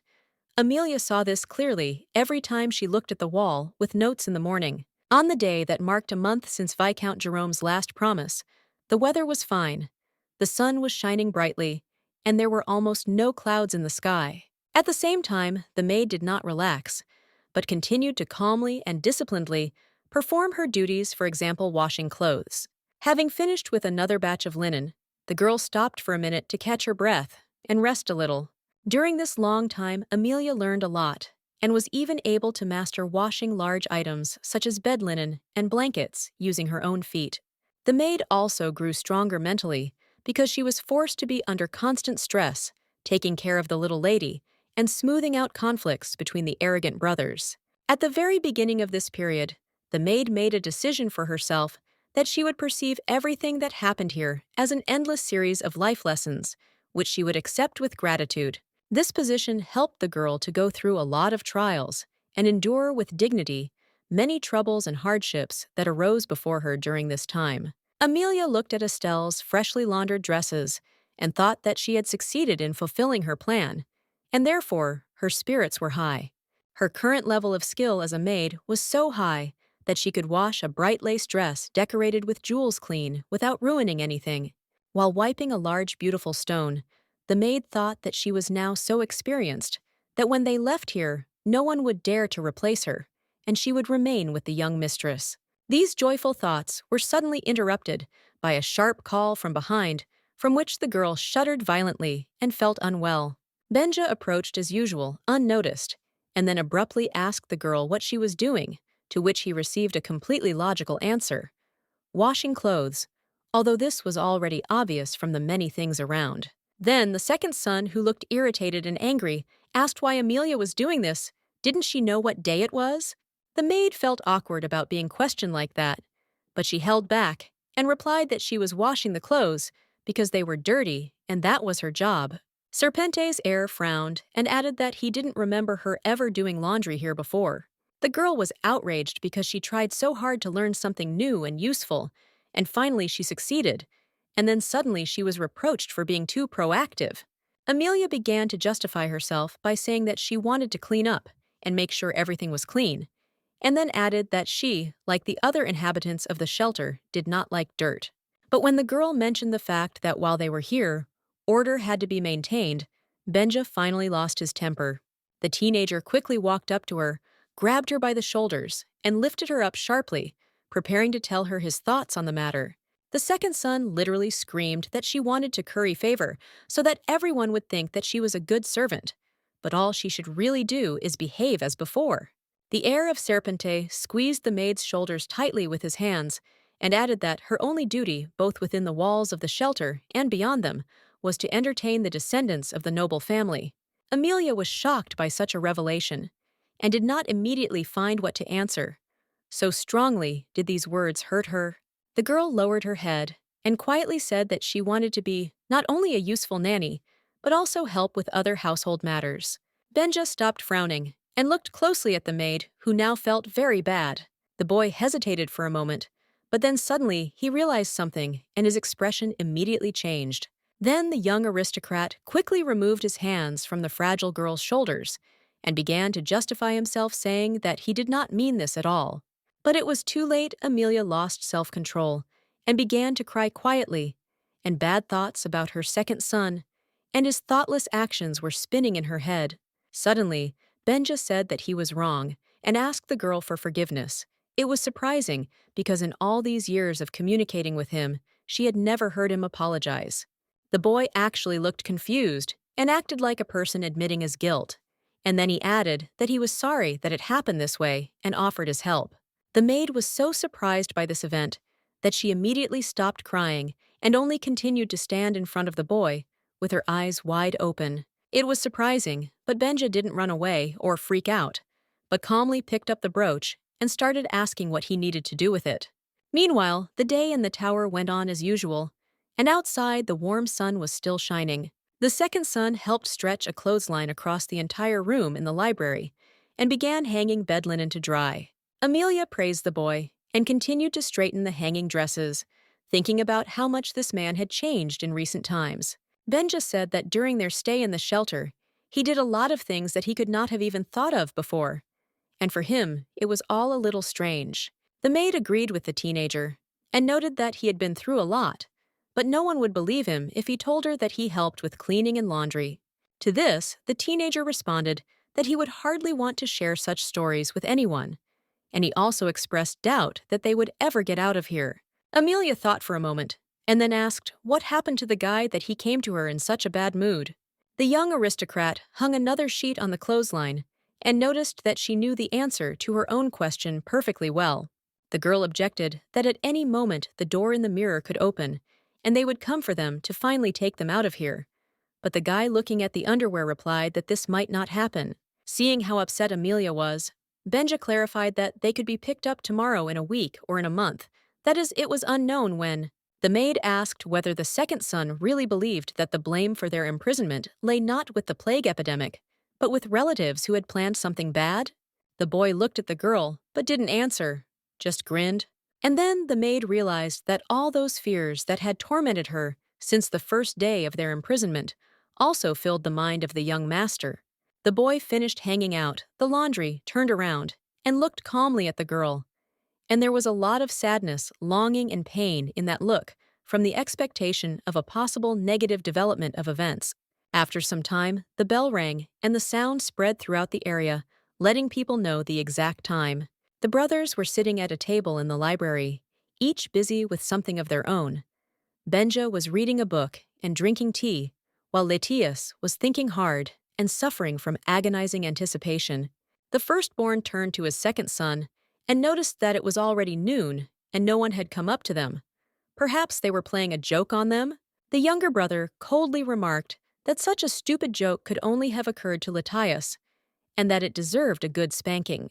The elder brother was immediately outraged by such rude words and asked Benya why he valued him so low, constantly humiliated him, and did not respect him at all. The second son looked at his cup and replied that respect requires reasons, and he didn't have a single one yet. Suddenly, the firstborn turned to the girls who were at the next table and addressed Amelia, saying that he was ready to forgive her everything if she immediately confessed to everything. The maid tensed up and asked what she had done wrong to Letius. The first son clarified that he considered everything that was happening to be a pre-planned performance, in which the maid played a special role. Upon hearing these words, Benja noted that this would be unexpected.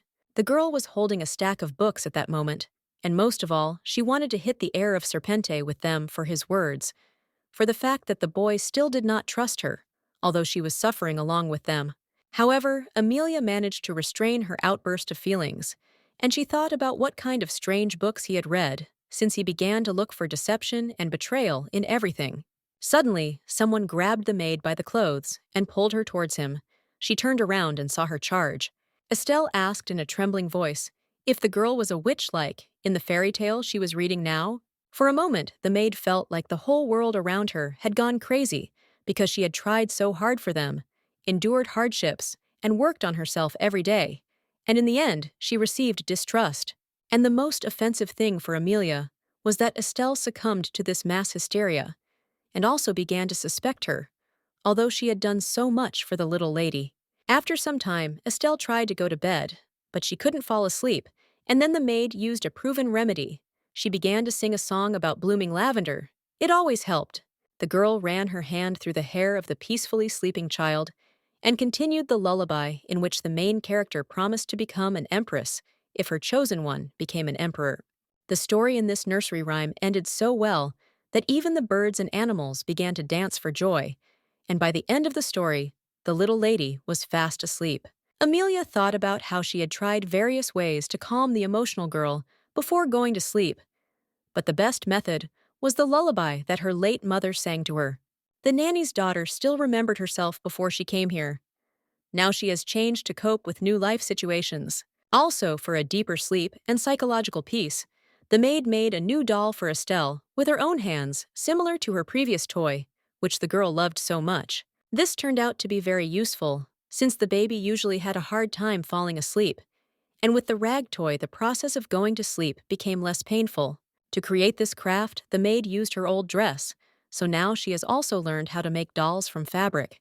The long-eared hare was named exactly the same as the one that remained in the Serpente mansion, namely Miss Wendy, and the girl liked her very much. The youngest daughter in the Serpente family was already 12 years old, which meant, according to all traditions, she had to move away from children's games and fun with dolls and try on the role of an adult girl. But how could Amelia force the young lady to grow up if she was barely holding on to the verge of a nervous breakdown? As she left the room, the maid turned around and looked at the peacefully sleeping girl, and then thought that they could degrade in this shelter because it was very difficult to develop here. The maid walked down the corridor in a clean dress. She was now doing laundry well, and often since almost 2 months had passed since Viscount Ivar's last visit. The girl remembered the novel she had read, as well as the part where the plague was described, and so around this time, the epidemic should have begun to recede, which meant that the outside world became safer. But no one came for them, and no news was passed, and all this indicated that the older relatives had their own plans for the inheritance. It was terrible to be completely dependent on people you didn't trust, so Amelia and the Serpente heirs tried their best to push bad thoughts away. The maid went out into the corridor and approached the cart. Everything was on it as usual: food, cutlery, and small items for household needs. they still had not managed to catch the process of replacing the dishes. The girl placed her hand on the cold metal surface and thought that the servants who changed the trays every night were probably aware of what was happening. The maid approached the door to the library and thought that if they tried to get out on their own, they might be punished and even deprived of food. Entering the room, Amelia looked at the window and came to the disturbing thought that the 2 years that the heirs allegedly spent abroad could well have been imprisonment in this refuge. The girl came to the conclusion that the most likely reason why they were locked up was an attempt to divide the Serpenti family inheritance between distant and close relatives. The villains could kill them at any moment. Moreover, it is possible that those around them already thought that the children were dead, because the situation of a mass epidemic made it easy to hide various kinds of crimes.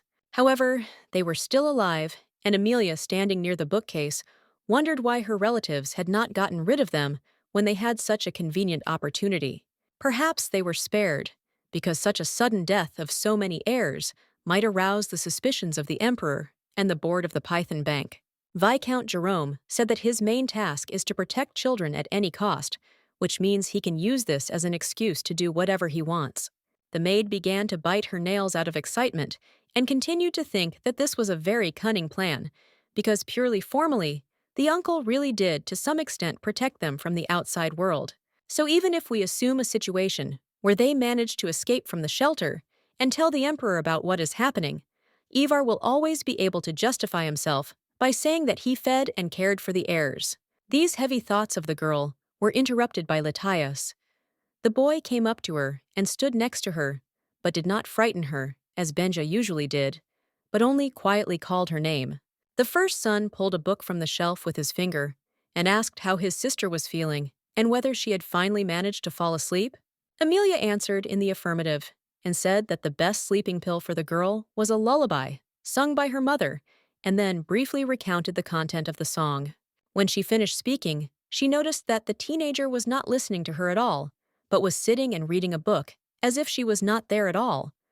But then why did he ask if he was not interested in the answer?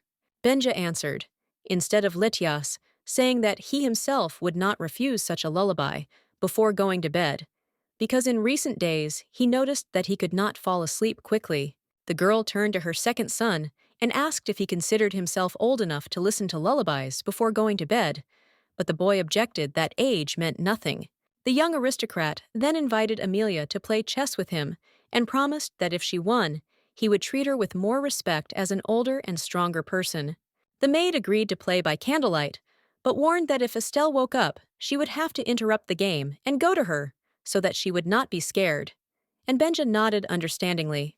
After some time, when the candle had completely melted and it was time to replace it, the maid stood up and went to the candlestick.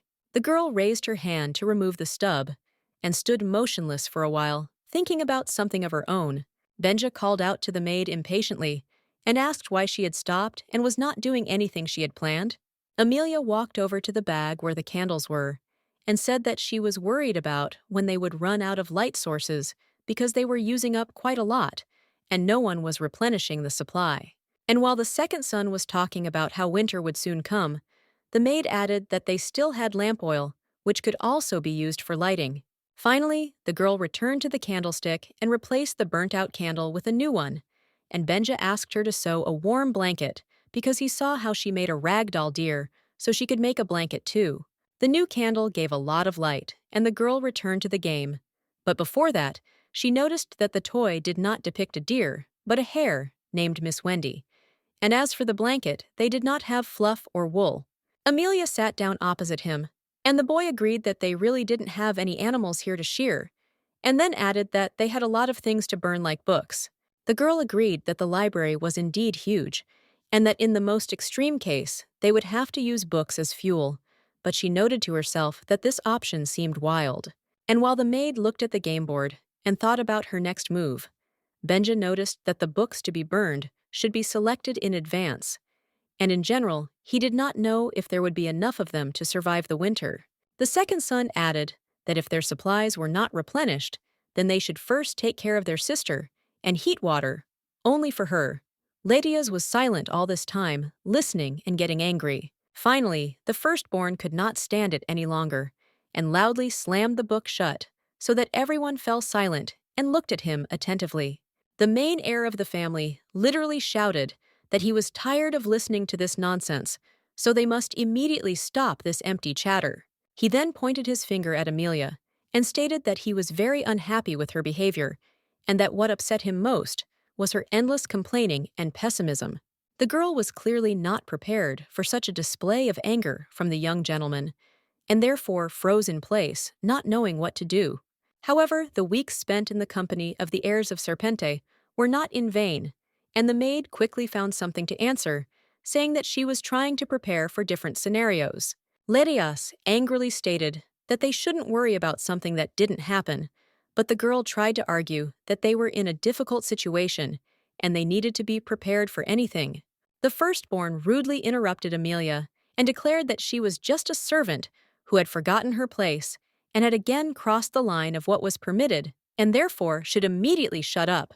Then the young aristocrat added that her behavior was simply outrageous and therefore she should immediately leave the library so as not to irritate him with her presence. The maid was very offended and humiliated to receive humiliation and insult as a reward for all her efforts. After a brief pause, Benja called out to his brother and waited until he turned his full attention to him. Then the second son suggested that Letias leave the room himself instead of the maid, because his whims were really annoying and constantly getting on his nerves. Hearing such words, the heir of Serpente became even more angry and asked his brother to repeat what he had said again. Seeing his firstborn approaching him, the boy stood up from the table and replied that of all the people in this shelter, only the first son regularly disturbed the peace, and therefore he should calm down. Benja continued noting that the older brother, even if he was in a bad mood, should not take it out on the maid. And after these words, Letias grabbed his second son by the collar of his shirt. Amelia didn't know what to do because a fight could start at any moment, so she simply screamed and began asking the gentleman to calm down and stop arguing. The girl did not want to allow a situation in which a fight would break out between the brothers, especially knowing that she had an indirect relation to it, so she began to beg them to calm down. The first son was a little confused by this pressure and apparently lost his determination to continue the fight. At the same time, Benya looked at his older brother with sincere hatred and contempt. It seemed that he was ready to start a fight at any moment at the level of assault.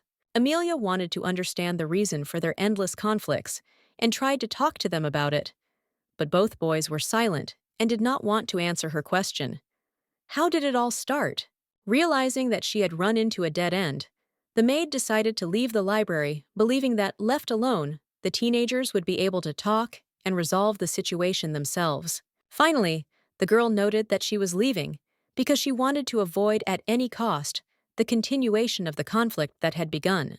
When the maid was left alone with herself, she stopped holding back and gave free rein to her feelings, after which bitter tears flowed from her eyes. Amelia stood and thought about how she had no idea what evil was hidden in Serpente's first son, because today the boy had shown his terrible nature as a cruel and merciless person.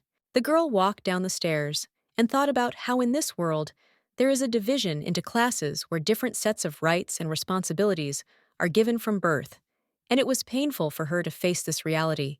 The maid was haunted by the thought that she had crossed the line separating an aristocrat from a commoner. After all, they grew up from childhood and spent a lot of time together, while Amelia always tried to observe this invisible boundary, the violation of which Letias spoke about.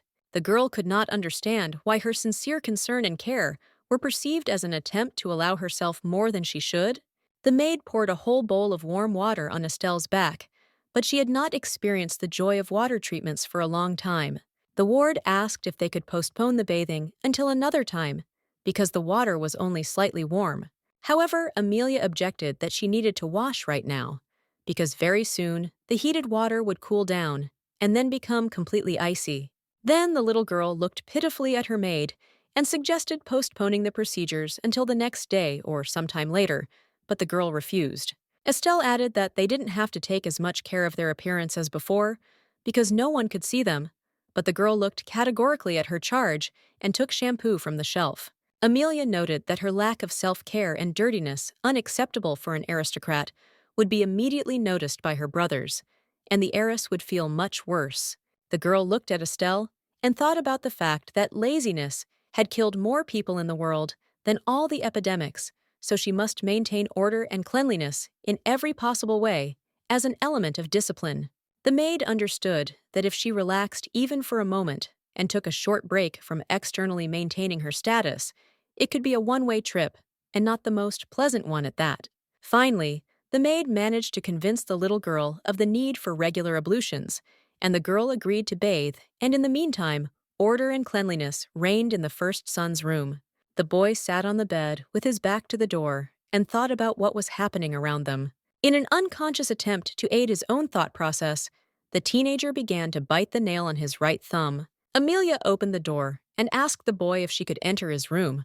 The firstborn turned and looked at the maid silently, and she added that she had heated enough water for a bath and also planned to use the stove to heat food to improve their nutrition. The girl was very surprised to hear the boy's answer, who asked, "Why do they eat this monotonous food at all?" Amelia asked the young master again what he meant, and then the heir's eyes became very angry, and he added that only animals are fed the same food to fatten them up and send them to slaughter. There was silence in the room, which was broken by Benja, who entered the room and asked how the maid had managed to pass him by without being noticed. Then the second son smiled and added that now that they have warm water in the mornings, which Amelia regularly heats up, he feels much better. The maid greeted the gentleman and took the teapot in her hand to fill it with fresh water. Then Benja called his older brother to have breakfast, but he did not move from his place, but continued to sit on the bed and look in one direction. It all looked rather strange. After some time, the boy finally appeared at the table, and the children began to have breakfast. They started with a small bowl of soup. Nobody paid much attention to food, because after 2 months, everyone had become tired of it, so the children saved themselves by communicating with each other and by thoughts and dreams when there was nothing to talk about. Amelia was still worried about the fact that after the incident in the library, when Latius threw her out the door, she could not find a common language with him. He simply did not want to make contact. The heir of the Serpenta family now constantly walked around sullen gloomy and spoke little. Unlike Benja, who continued to be himself, walking and talking, as if nothing had happened. The younger son looked at the girl and noted that they should pass on a note indicating that they were running low on lamp oil, and Amelia agreed to carry out this task. The maid added that the New Year holidays were coming soon, which meant that they should be prepared for in advance, to which Estelle objected that she did not want to celebrate any celebration here except liberation. The girl leaned over the table and said that she constantly felt like everyone had forgotten about them. Amelia hastened to reassure her charge, reminding her of regular food deliveries. Latias listened attentively to their dialogue, and an expression of interest even appeared on his face. The boy then put his fork down on the table and began to question the maid about why she mentioned Christmas and holidays. The boy frowned and expressed confidence that someone had told Amelia that they would be locked here until the New Year's celebration. The young gentleman's gaze became very intent and serious, and then he began to pry information from the girl about who she communicated with besides the heirs of Serpente. The maid realized that all this time the boy had been accumulating anger and resentment for that incident in the library, but she did not know how to get out of this situation. The heir's face was angry and cold. Anything could be expected from him now. The girl understood that she needed to do something immediately so that the situation would not escalate into a new scandal, so she suggested finishing the food while it was still hot and postponing the conversation for later. However, Latius had no intention of giving up. He raised his hand with the fork and pointed straight at the maid. The boy added that their previous conflict was still unresolved, and this time he would still be able to speak out, for example, about how the maid was telling his sister stupid things. This was a new accusation that once again touched Amelia to the quick, because she had done so much precisely for Estelle. So hearing reproaches about this was very offensive. The girl immediately rushed to stand up for her maid and said that her elder brother was not telling the truth, and everything that the maid was telling her were ordinary stories from fairy tales. And suddenly, Latius turned to his sister and began to accuse her of not wanting to grow up and continuing to follow the path of a naive child surrounded by primitive fairy tales and dolls. The teenager noticed that Estelle's whole life position was to hide behind a maid for any reason, and this was completely unworthy behavior for the heiress of the glorious Serpent family. These words immediately brought tears to the young lady's eyes, and pain, resentment, and fear appeared on her face. Amelia covered her mouth with her hand. She understood that now her own brother was inflicting terrible psychological trauma on her ward, which would be very difficult to get rid of.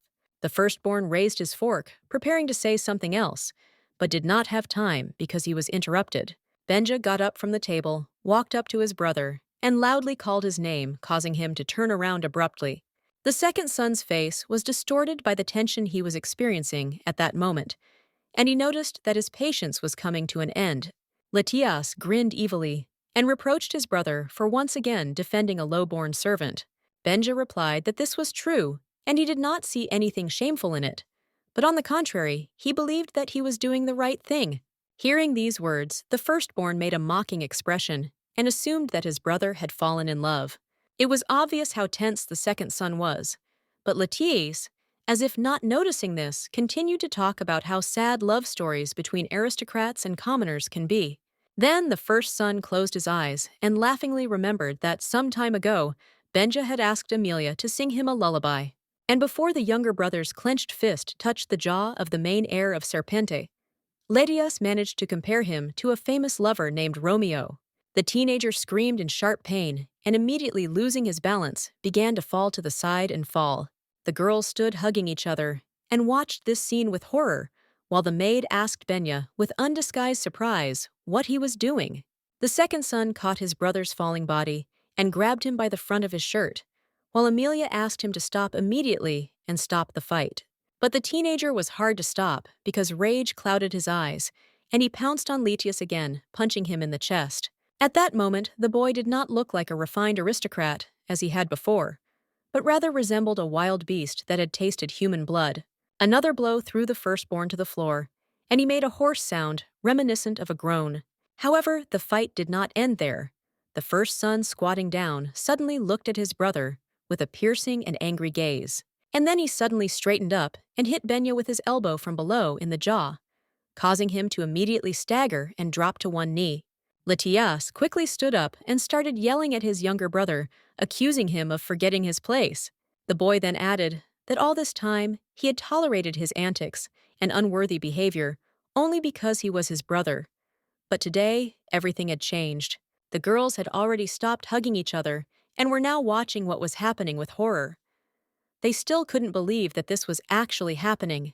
Letias then said that, after Benja raised his hand against him, he would no longer put up with this state of affairs, and prepared to kick the boy who covered himself with his hands.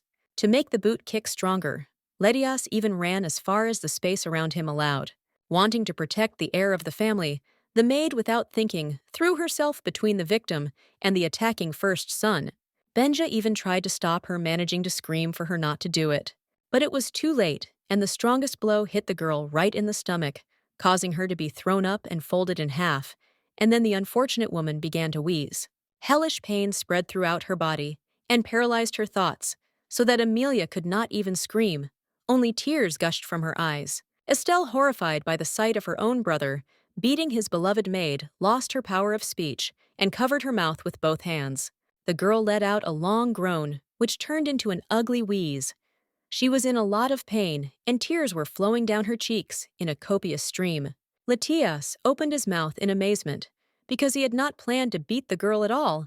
He just wanted to get even with his arrogant relative. Benja and Estelle ran up to the maid who was lying on her side, and groaning knelt down next to her, and then began to inquire about her well-being. The first son stood at some distance, right at the very spot where he had struck, and timidly justified himself by saying that he had not at all wanted to cause the maid pain or similar suffering.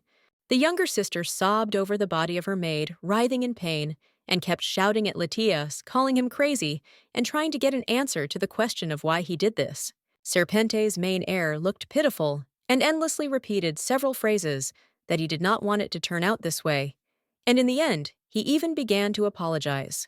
Estelle added that none of her brothers could ever replace Amelia for her, because they couldn't even imagine how much the maid meant to her. The little girl continued to sob, and through her tears said that she wanted to get out of there more than anyone else, but she found the strength to hold back, and the maid helped her with this every day. Then the younger sister described her image in old age, when she is already elderly with wrinkles, and death takes her with it, because she is afraid that they are locked here forever or until they go crazy. At the end of this long indictment, Estelle said that after what had happened, she could only feel one thing for him: hatred even stronger than for their uncle Ivar. This psychological blow hit the very heart and turned out to be much more serious and painful than the blow from his younger brother. So Latias himself began to cry bitter tears. Because of the severe pain, the girl was unable to get up to go lie down in the room. She was only able to crawl to the nearest closet and lean her back on it, while the sensations in her body were frightening. Suddenly, Amelia heard someone calling her, very quietly opened her eyes, and looked in the direction from which the voice came. It was Latias. He appeared from behind the edge of the closet, and he looked like he was a guilty puppy who wanted to make up for his misdeed, but didn't know how. Looking at the candle burning in the candlestick, the boy asked how she felt, and if there was anything he could do to help.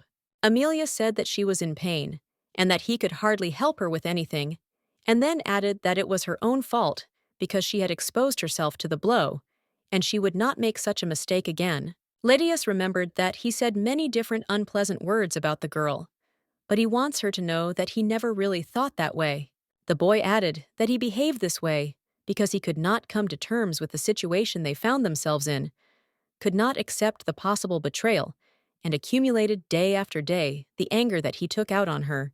The guy lowered his head guiltily and said that he was very sorry that this happened.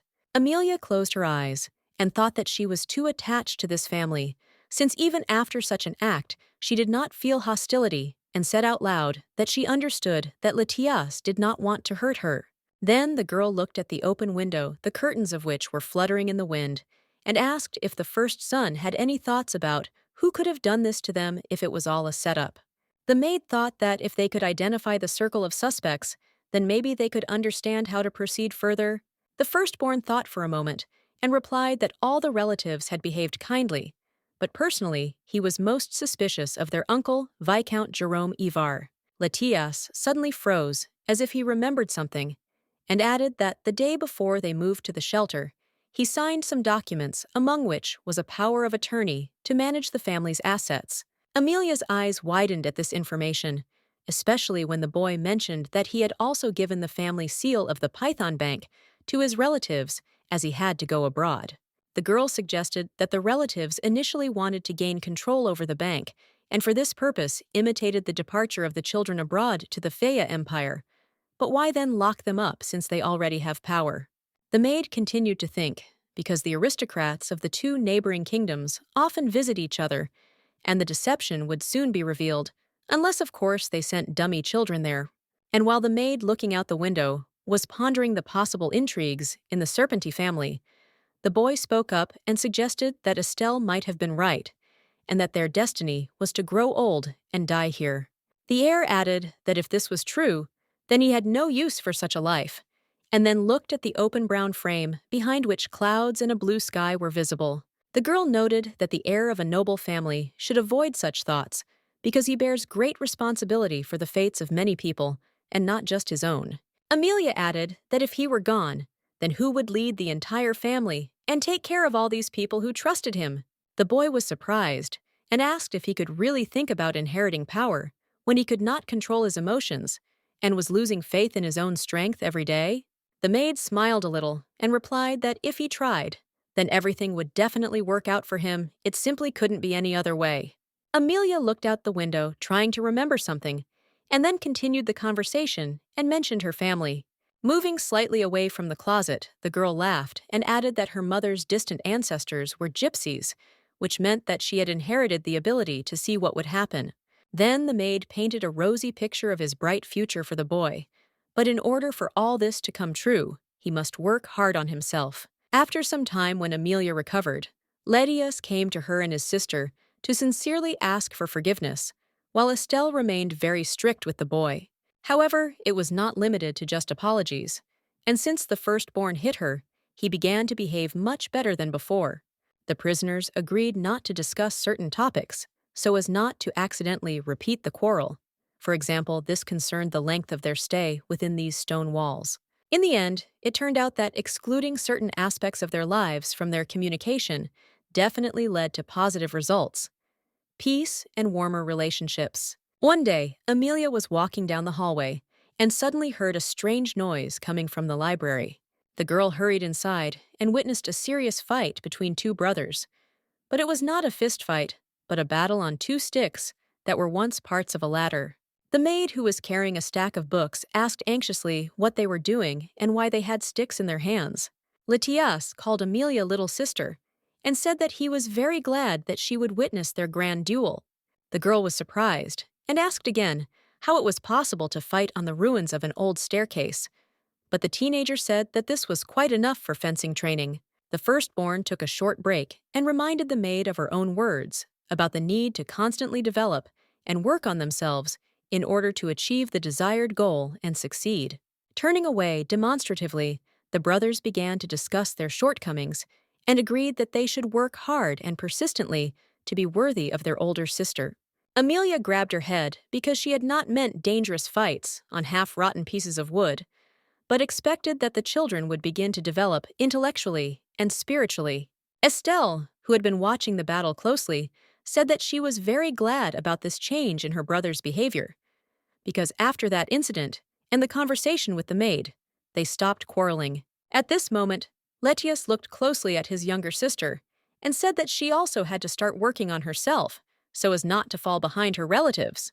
The girl didn't like this idea at all. She tensed up and protested, saying that she felt fine as is, and then asked what she should do for self-development.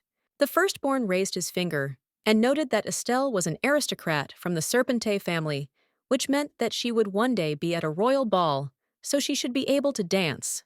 The younger sister asked how she would study without music, when the only sound here was the howling wind from the window in the library, which they had converted into a playroom.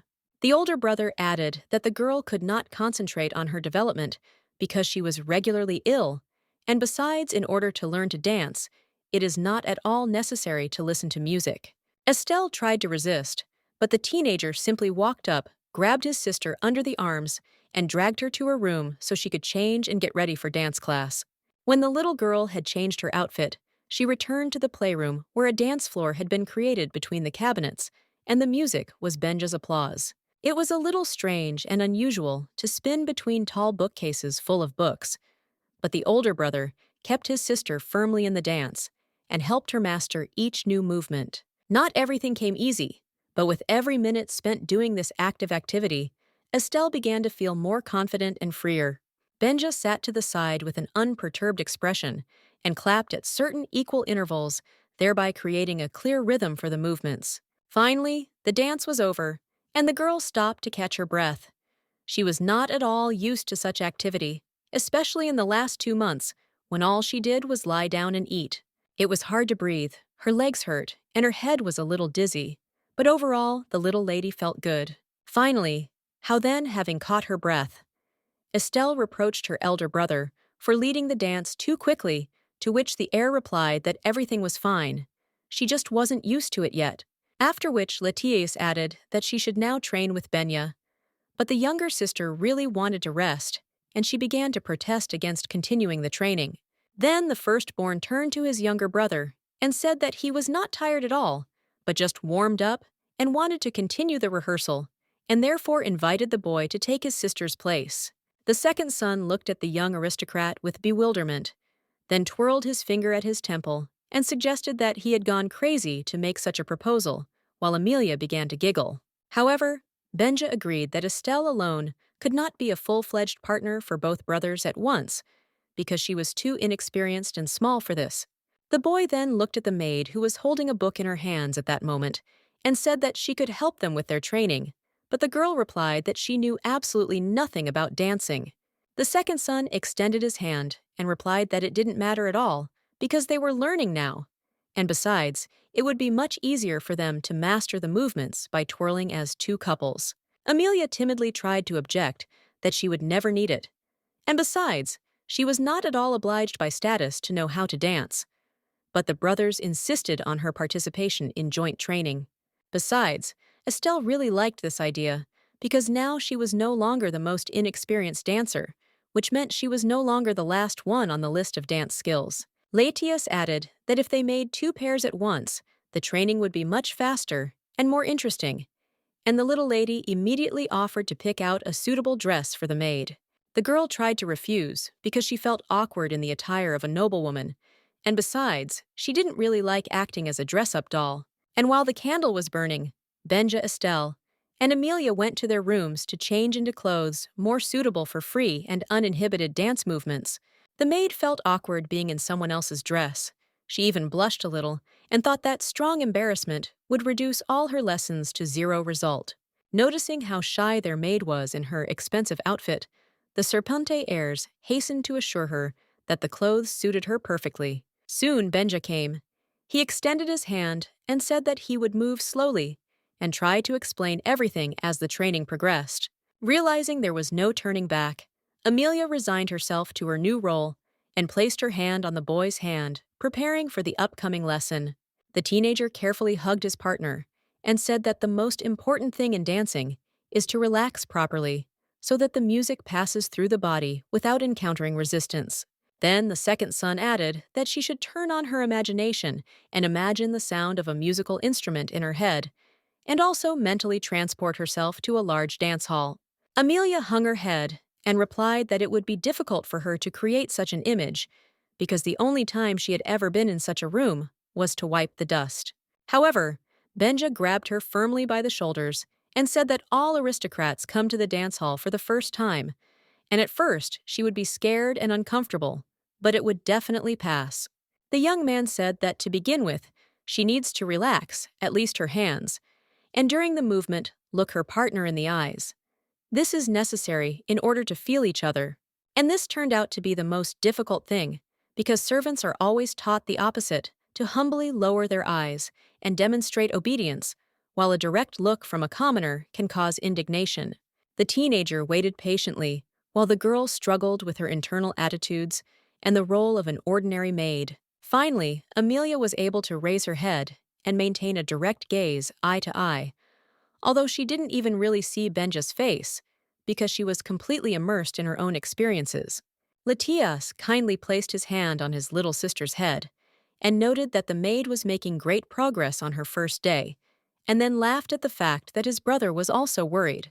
When the couple began to make their first moves, the heir of Serpente could not stand it, and said that Amelia should step on her partner's feet more boldly, which caused indignation on his part. Suddenly, the girl remembered one curious detail. The thing was that according to the story, told in the novel, the main character returned from a trip abroad already with the skill of dancing. It was strange and unusual for a maid, because commoners very rarely know how to dance at the level of ordinary aristocrats, who are specially trained to do so. Yes, in the book, Amelia was a very unusual maid who always came to the next ball accompanied by two Serpente brothers. True, it cannot be said that such behavior caused recognition and approval from others, rather the opposite. The nobles took such antics extremely negatively because the main character was always dressed like a real aristocrat. She ate and drank with them, and this terribly angered and irritated them. However, it was impossible to simply expel a servant from high society, because then the full wrath of the powerful Serpente family could fall on the head of the offender, and no one wanted that. Thus, under the protection of powerful noble brothers, who controlled the Python Bank, Amelia was a commoner, with more power than many of the empire's nobles. So day after day, autumn flew by, and winter came. Flakes of white snow swirled outside the window, reminding us that time never stands still, but is always in motion. The maid saw the falling snow and remembered that they had been here for several months, during which time they had all changed a lot. The tower forged something new, previously unimaginable, out of these four people, because they had to get used to living in captivity and also cope with a lot of minor difficulties. It cannot be said that everything went smoothly. Periodically, prisoners fell into despair, went crazy, and succumbed to negative emotions. For example, they often banged their fists on the table. This time, Letius was furious that in the economic game they had come up with, he had borrowed money and was now forced to pay huge interest on the loan. Benja remained calm and noted that they had helped his company out at its most difficult moment, when he suffered a financial defeat, so now he should thank them properly. The second son and the younger sister sat together, dressed in warm winter clothes, and discussed how there was no room for emotions in business, only cold calculation and logic. Amelia entered the room and thought that economic games are very useful because they help to practice interaction between players and think through a strategy of behavior. However, the girl was somewhat confused by the fact that the Serpentine Empire was initially built on lending money at high interest rates, and the children simply copied and developed this very model. Estelle greeted the maid, but suddenly bent over and sneezed loudly. Those present began to inquire about the girl's well-being. Maybe she had caught a cold? Amelia approached the little girl and adjusted the fur collar of her coat, and then asked if the girl was cold, to which she answered positively, and said that she was frozen. The brothers paused their game while the maid wrapped their sister in warmer clothing, patiently watching as a smile spread across the warming little lady's face. Latias noticed that with the onset of cold weather, the bell tower began to literally freeze from the inside, and everything around became icy. Benja agreed with his older brother, and noted that winter had only just begun, and they would have to endure several months of severe frosts before the spring warming. The first son suggested practicing fencing to at least somehow warm up, but the younger brother replied that they had enough training for today, since they were already tired from swinging sticks during the day. Amelia noticed that they really had little in the way of things they could use to keep warm, so physical activity was one of the few available ways to stay warm. The problem was that the tower had only one furnace, which worked constantly, but could not heat the room because it cooled down faster than it heated up. As for the idea of mass burning of books in order to raise the temperature in the tower, it had to be abandoned, as it turned out to be associated with the risk of starting a large fire. The problem also affected the laundry, which now had to be washed as rarely as possible because it did not dry well, and sometimes it simply froze right on the clothesline and had to be warmed up. Water treatments also became rare due to the insufficient amount of firewood which the children saved, but most of all, Amelia was worried about Estelle's failing health. Latias smiled and said that he had an idea on how to warm up quickly, although he suspected that not everyone would like it.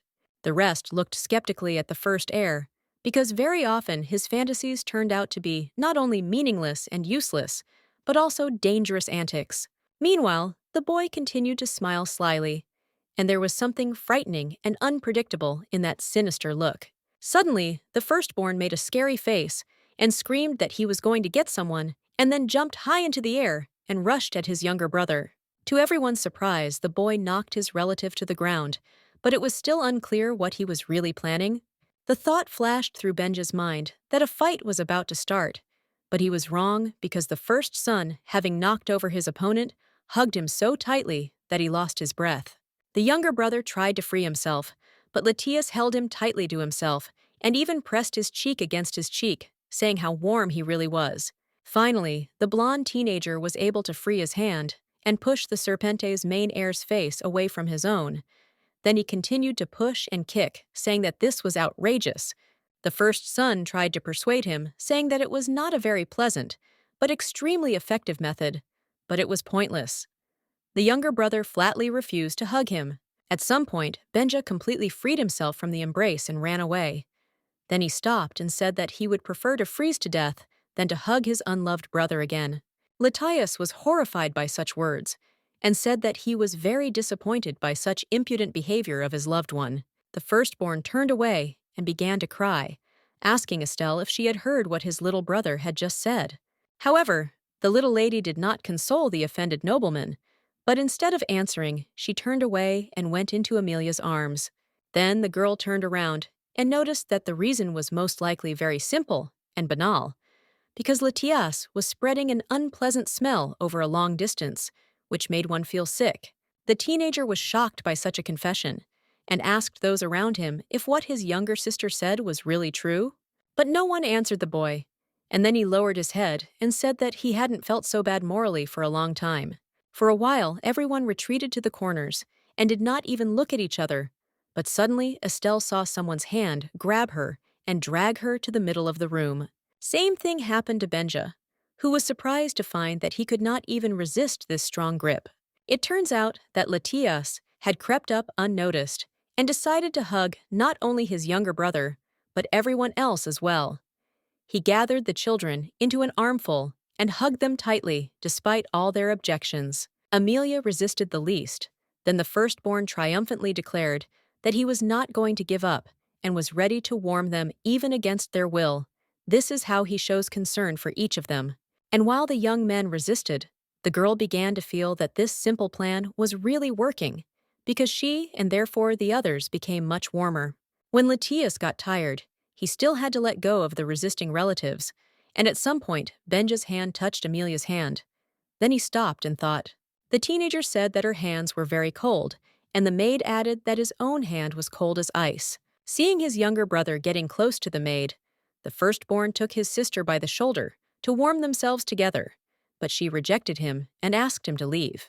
Amelia looked at her hand which Benja was holding, and was surprised to note that not only her hand had warmed up, but that a strange and pleasant sensation of spreading warmth had appeared inside. This inner harmony and peace from the touch made the two hearts beat faster, and therefore the blood ran faster through the veins, and the body warmed up. Suddenly, unusual sounds, similar to footsteps, were heard from the corridor leading to the library, and this was strange because all the prisoners were now here in this room. Finally, the massive wooden door to the games room swung open, and on the threshold appeared none other than Viscount Jerome. When he saw the children, he even cried out in amazement. The heirs of Serpente had long since fallen asleep, and only Amelia, accustomed to waking up from every rustle of her ward, raised her head and looked at Sir Ivar with wide open eyes. The man was angry and asked what was going on here. Then the girl realized that this was not a dream at all, but reality. The maid turned her gaze to Estelle, who was sleeping covered with clothes next to her brothers. Judging by her appearance, one could tell that the girl was very cold and probably ill. Without waking up, the little lady muttered that she was very cold and covered her head. Then the man called Amelia to him and asked not to wake the children. Jerome lowered his voice to a whisper and repeated his words, but more quietly, and then remained standing in the doorway, expecting the maid to carry out his order immediately. Amelia felt angry. She had not seen her eldest master for many months, and then suddenly he appeared just when they, in an attempt to warm up, were all sleeping together on the floor by the stove. The girl felt awkward about being caught sleeping with the aristocrats, but they simply left her no other choice, because if they went to their rooms, they would freeze. But it was warmer this way. In addition, the maid was ashamed that she had allowed herself this weakness, but according to her status, she was not supposed to do such things even out of a sense of self-preservation. And also the maid gave in to weakness and went to bed, leaving the stove unattended without extinguishing the flame which could have led to a fire. Amelia stood up, collected the coals from the stove into a large bowl, and followed the gentleman out of the library. For some reason, she was sure that he would not appear until spring. The maid was very worried about the Viscount's first reaction when he entered the playroom. She tried to understand what had made him so angry. Was it really her sleeping together with his nephews? And while they were walking down the corridor, the girl went through a lot of different options for how further events might develop in her head. Over these long months, she had greatly changed her opinion of him, and now Sir Ivar was the personification of deception and uncertainty. The girl quickened her pace, following the man, and thought that maybe he would still release them, because he could have killed them long ago, but he continues to feed them and provide them with some supplies. Most of all, the maid hoped for his feelings for the children, because everything she saw before their imprisonment was full of love, respect, and sincere affection. The maid was thinking about what emotions this unpredictable man was now experiencing towards the heirs of the family, and where this would lead them all. At last, they reached the drawing room, and Amelia placed the bowl of coal on the table, and then turned to the Viscount to begin the dialogue. Sir Jerome began by demanding that the maid explain to him how this outrageous event could have happened. The girl immediately understood that he would not tell her anything good, and so she decided to just remain silent and listen. Without waiting for an answer, the man turned to the non-working fireplace on which stood a clock that had stopped many years ago, and waited a little longer, but the maid remained silent. Then Ivar turned and noted that since she did not want to talk, he would do it for her, and he wanted to start with the terrible and unforgivable mistake she had made. Sir Jerome's face even twisted with anger, after which he held another long pause. Finally, the man covered his eyes with his hand and groaned that he would never forgive himself for entrusting his nephews to such a terrible person as Amelia, because he trusted her and she let him down. Then the maid spoke up and replied that she did not quite understand what her master was talking about. The Viscount noted that her mother had never dared to cross that invisible line that always separated an aristocrat from a commoner, and he had hoped that the nanny's daughter had inherited this quality, but this was not the case. Then Sir Jerome's eyes grew scary, and he literally hissed, asking how she dared share a sleeping bed with his own nephews. After which, the man pointed his finger at the girl and suggested that this was her cunning and insidious plan, which she had been planning for a long time, and now the opportunity had come to implement it. Amelia was so shocked by these accusations that she could not even find the words to explain the situation. She clenched her fist in anger and thought that this man who locked children against their will and forcibly kept them in harsh conditions dared to accuse her of such a trifle as sleeping for the sake of warmth. The Viscount was silent for a moment and then continued and told how he had chosen her only because of Estelle. Then the maid listened to a short story about how Jerome's brother and his wife treated her mother, their children's nanny, well, and how she herself constantly looked after her niece. But Ivar is outraged that she allows herself to sleep with children of noble blood, to which the girl hastened to object that this is just an awkward misunderstanding, and she will now explain everything. Amelia looked down at the floor and began to cry, after which she told her that the nights here were very cold, and the only way to warm Lady Estelle was to press her body against hers. The man with his mouth open listened to the story about how the maid was very afraid that the little lady would catch a cold, so she, overcoming her shame and fear, was forced to do such an act.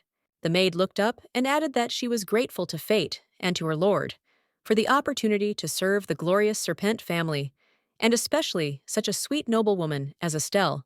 Amelia decided to appease the Viscount so that he would release the heirs from captivity as soon as possible, since he cared so much about their status. Then they had a chance of salvation. Then the maid said that the young gentleman and the little lady were very kind to her, and at the same time mentioned that she herself could do nothing except light the stove. The girl also added that with a feeling of deep shame, she was forced to temporarily put on noble clothes, because if she freezes to death, who will take care of Estelle? The maid saw how attentively the tyrant who had restricted their freedom and imprisoned them in the tower was listening to her, but what could she do except awaken in him pity and sympathy for the prisoners? Having said many flattering words, Amelia finally decided to ask her main question. When will their lordship allow the nephews to leave the shelter? There was silence in the room for a while, and it was clear that the Viscount was thinking deeply about something. Then he collected his thoughts and gave an answer. Sir Ivar agreed with the idea that children have a hard time now, but they find the strength and opportunity to take care of those around them, for example, their maid. The girl smiled and said that she confirmed every word he said, because they were so kind to her that she did not deserve it at all. Suddenly, the man stopped mid-sentence, as if he remembered something, and said that she should follow him to help with something. When they approached the mirrored door, they saw Harris standing on this side of the opening, and behind him, they could see a large number of all kinds of boxes, chests, and suitcases. The Viscount pointed to the supplies and added that she must help the chamberlain bring all the items inside, and that this must be done as quickly as possible before the children woke up and found them there. Amelia went down to the next step and saw an impressive amount of various equipment needed to solve everyday issues. Harris didn't even greet the girl, but only asked his master what else he could do for him. The man thought about it, but didn't answer, and continued to stand on the top steps and think about something of his own, while the girl began to think about what she would do with all this good stuff. At last, Sir Jerome came to his senses and told the maid that she must hurry. Amelia apologized for her slowness and said that she would immediately begin moving the items into the tower area. And when the maid reached out to the first box, she clearly understood that all this could only mean one thing, that they would remain here for a very, very long time. Suddenly, the maid's attention was drawn to the light. She did not immediately understand where it was coming from, but when it became clear, she began to think. Just behind the mirrored door was another door that led there to freedom to the outside world, that the prisoners had been dreaming about for months. This door leading to the old calm and gentle world was open and beckoned Amelia, just as an oasis full of water and fresh greenery beckons a traveler in a dry desert.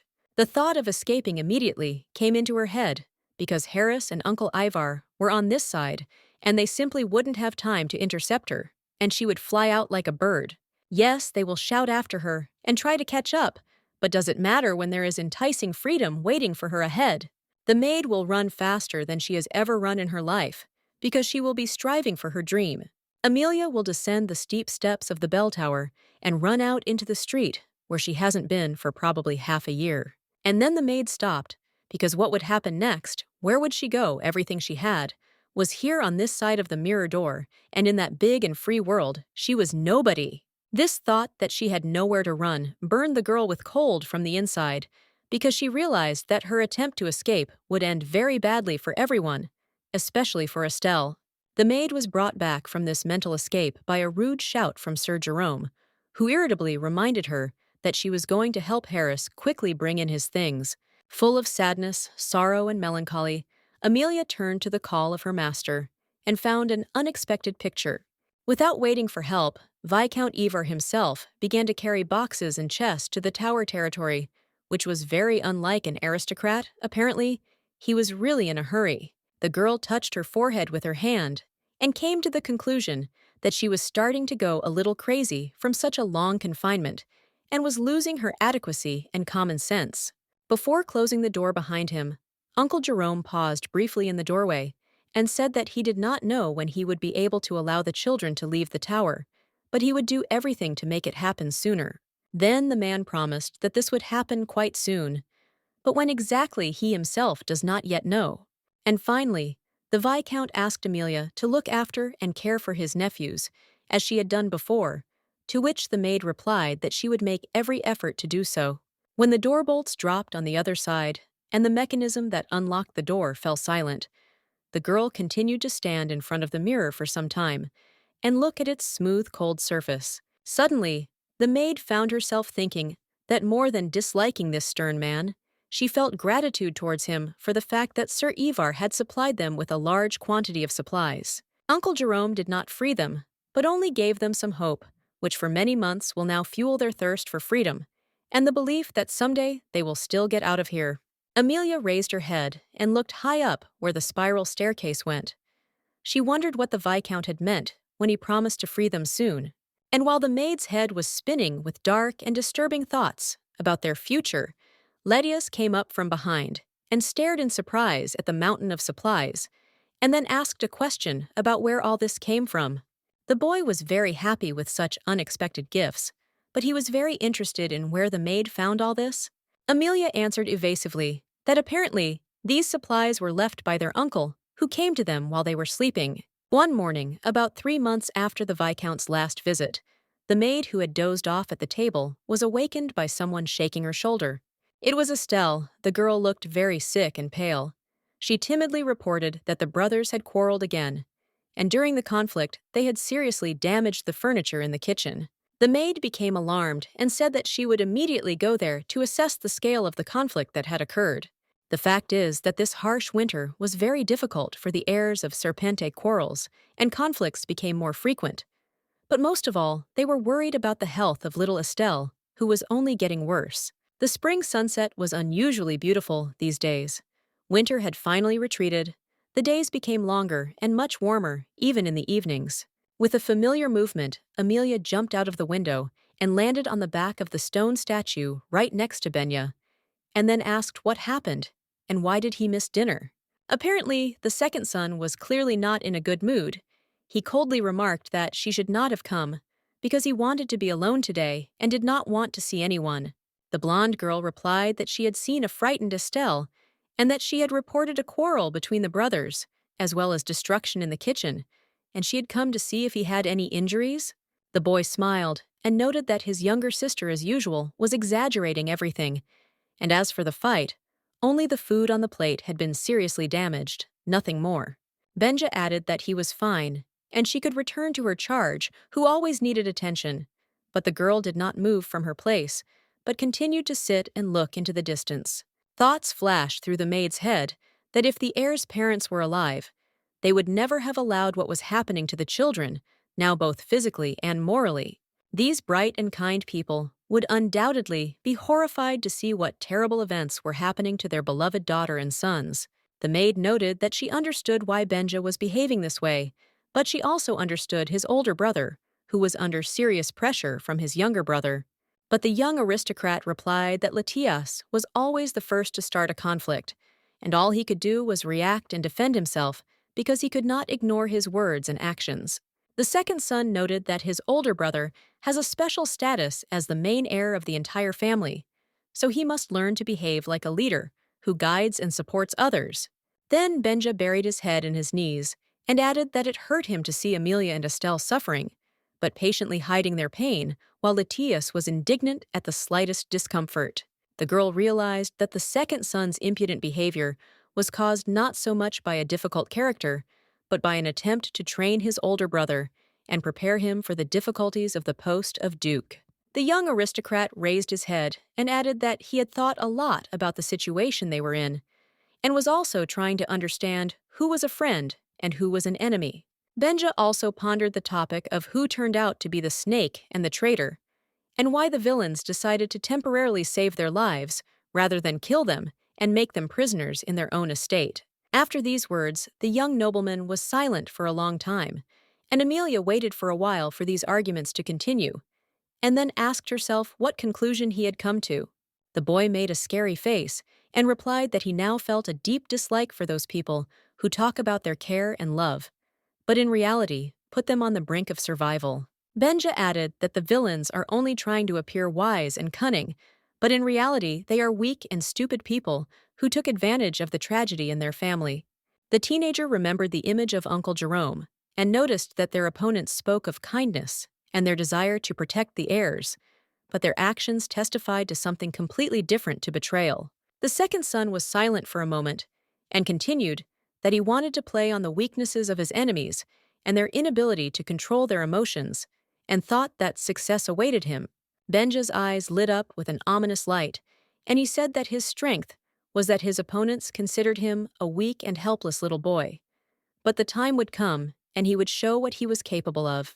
Amelia was surprised to realize what metamorphoses were taking place in the mind of the second heir of Serpente, but she was alarmed by his phrase that he could no longer count on Latias. The maid remarked that even though the firstborn made mistakes, he would always remain his brother, but the boy did not listen to her and continued to talk about how he would definitely get out of here. Based on the plot of the novel, the girl knew that after a long absence, the children returned home, and no one raised the question of what exactly happened to the heirs during this time. This could only mean one thing: that the villains responsible for their imprisonment did not suffer any punishment, and perhaps were even rewarded for their care and guardianship of the descendants of Serpente. However, Amelia knew that somewhere out there right now, the main character of this work was living and actively working, and he would definitely make himself known at the right moment. Meanwhile, the maid listened as the boy continued his reasoning, in which he came to the conclusion that in this world you can't trust anyone, even if they are your closest relatives. Trying to maintain his trust, the maid touched his hand, and then Benja began to ask her forgiveness for not being able to reveal his entire plan to her right now. Amelia tried to convince the teenager that not all people are bad. Many sincerely care about others and love them. They just met a few bad characters on their way. Then the girl looked at the teenager's sad face and added that one cannot just write off his older brother, who is as much a victim of circumstances as he is. The maid squeezed the second son's hand, smiled, and said that there was no need to become cruel to everyone if someone had been cruel to you. Besides, Amelia already knew the continuation of this story and understood that the heirs of Serpente were only secondary characters, and the main events would unfold around a completely different persons. Night fell on the family estate, and all the inhabitants of the tower, where the bell tower and the large stone statue of the gargoyle are located, went to sleep in their rooms. Estelle, as usual, slept in the arms of her nanny. It was much calmer for her, because if she woke up, which happened often, she immediately saw a familiar face in front of her. But that night, it was the maid who woke up. First, she opened her eyes, ran her hand over her face, and thought, why did it become so unbearably hot around? As drowsiness faded into the background, she immediately turned her gaze to her charge and what she saw shocked her. The heat that woke the maid came from the little girl, who lay all hot and breathing heavily. Benja went into his sister's room before that he went to the bathroom to fill a new bowl with cool water and asked how she felt. A worried Amelia replied that cold compresses had not yet been able to bring down the temperature. Then the maid added that they didn't have any medicine, so she didn't know what else to do to help the poor girl in such a situation, and then Benja asked if she herself was sick. However, the maid replied that it would be best if the brothers temporarily stopped communicating with the girls. In case the disease turned out to be contagious, then everything would become much worse. Amelia reached over to replace the compress on the girl's face and heard her second son express concern about her fatigue and the possibility of her also becoming ill from her charge. The girl, of course, wanted to sleep, but she could not allow a situation in which she would fall asleep, and Estelle would suddenly need urgent help. Suddenly, the little girl moaned, and without opening her eyes, called the maid by name, and then in a weak and quiet voice said that she was very cold. The little lady looked very ill. She had a fever. Amelia put her hand on her head and literally burned herself from how high her temperature was. The girl looked at the suffering child and felt terrible because she could do nothing to cure the girl, or at least ease her suffering. The maid rushed from floor to floor, carefully insulating and warming Estelle's room. But the situation did not change. The fever continued unabated. In addition, she began to rapidly lose weight. Everything indicated that the child's body was not coping with the illness and was quickly losing ground, so Amelia began to seriously worry that her charge might die in a few days. It was hard for the maid to watch her cheeks sink and her hair become dull and lifeless, her skin lose its pinkish hue and become white or greenish. The girl really hoped that Harris would read the note she wrote, because the relatives couldn't just let the girl burn out from an unknown disease. Amelia wondered whether her message had been deliberately ignored, or whether the chamberlain had direct orders from the Viscount to throw away notes without reading them. Could it be that Uncle Jerome, who was so outraged that the maid allowed herself to sleep with his niece, had lost all feeling and would not react in any way to the girl's illness? Suddenly, a simple and clear thought came into the girl's head. It was that she couldn't wait any longer. She needed to act. But what exactly should she do? The plan turned out to be quite simple. If it was impossible to get help inside the shelter, it was necessary to leave these walls at any cost, and the best opportunity was when there was a night shift of dishes. Amelia understood perfectly well that she was risking everything, the owner's attitude, her job, and even her life. But she could no longer look at the dying child, so she waited until the cart was taken away. At the appointed time, when everyone had gone to bed, Harris opened the mirror door, took the dish transport, and drove it somewhere deep into the tower.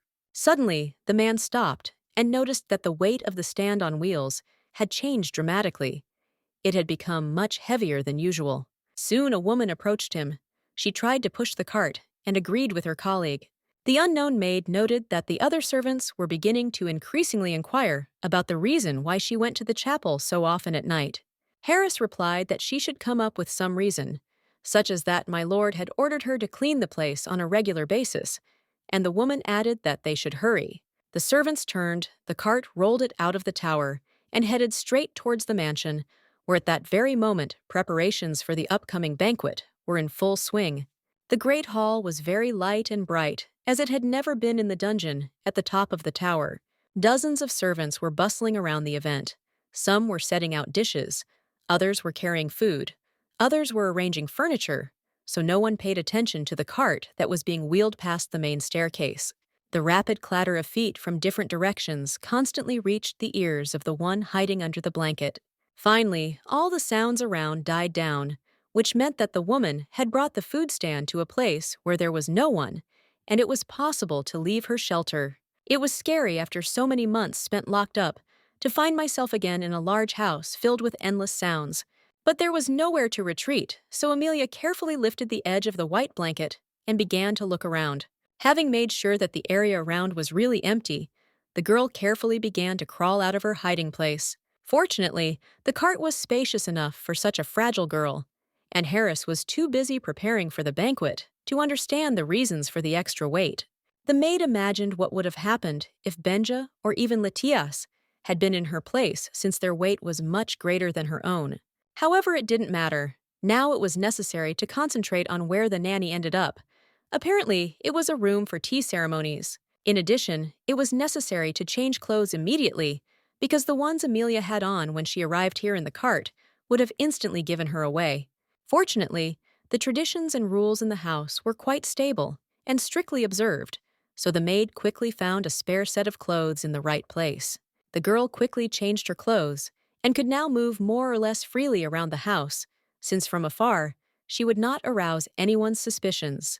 The maid took the jug in her hands and could now easily tell one of the senior servants that she was going on an errand for one of the masters. Moving carefully around the house, Amelia wondered if any of the previous staff were still in the house since much time had passed, and the plague had spared no one. Suddenly, someone called out to the girl from behind by a strange name Abel, and gave the order to go to the kitchen and see what condition the birthday cake was in. The maid pretended to go on an errand, but she went on and stopped at the door to the main hall, where there were a lot of servants, and everyone was busy with something. Amelia began to observe and look for familiar faces among the people in uniform, but she saw almost all of them for the first time. The maid went on further, and as soon as she met one of the servants on the way, she immediately pretended that she was carrying out some important task and tried to turn her back to them. The fugitive's plan was quite simple. Find Viscount Jerome as soon as possible, tell him what had happened to Estelle, and ask for help. And suddenly, a completely different idea came to Amelia's mind. Maybe she should seek salvation not from Sir Ivar at all, but from someone else, because he had already proven that his word could not be trusted. Over the course of time and his rare visits, this man had completely lost the trust of both the maid and his nephews. But who should I turn to for help if even my own uncle behaved so treacherously? And maybe there are those in the house who wish the heir's immediate death. Suddenly, the girl stopped near a large bouquet of beautiful flowers and caught herself thinking that she had been deprived of the opportunity to look at such living beauty for many months. After wandering around the mansion for some time, Amelia decided to find Viscount Jerome first, and in the meantime, the halls began to fill with guests who began to dance and chat.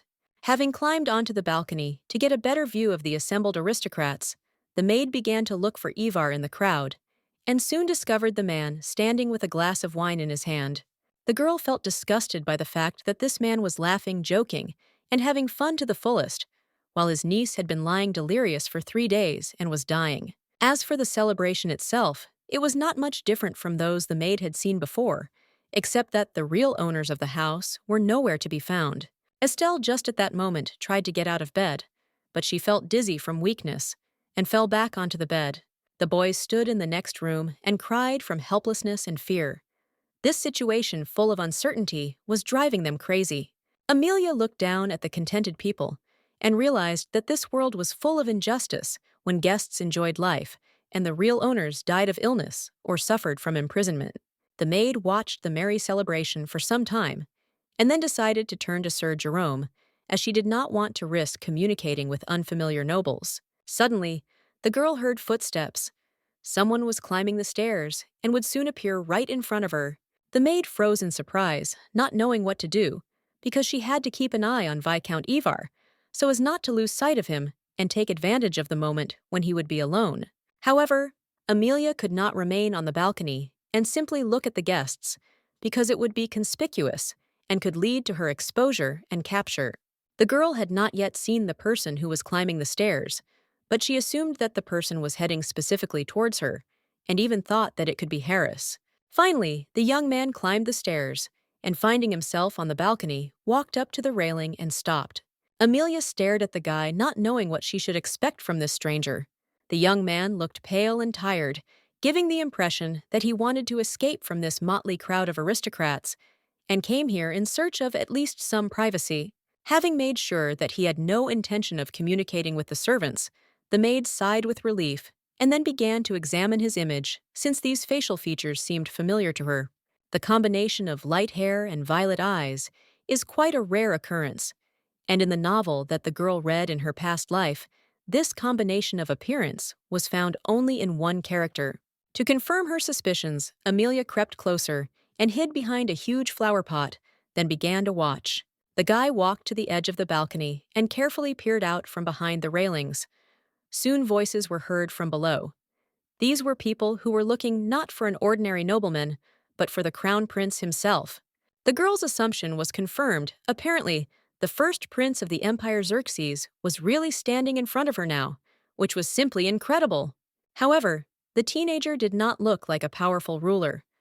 Rather, he was hiding from his retinue, which he began to discuss out loud right on the balcony, and then suggested that he needed to look for a new refuge.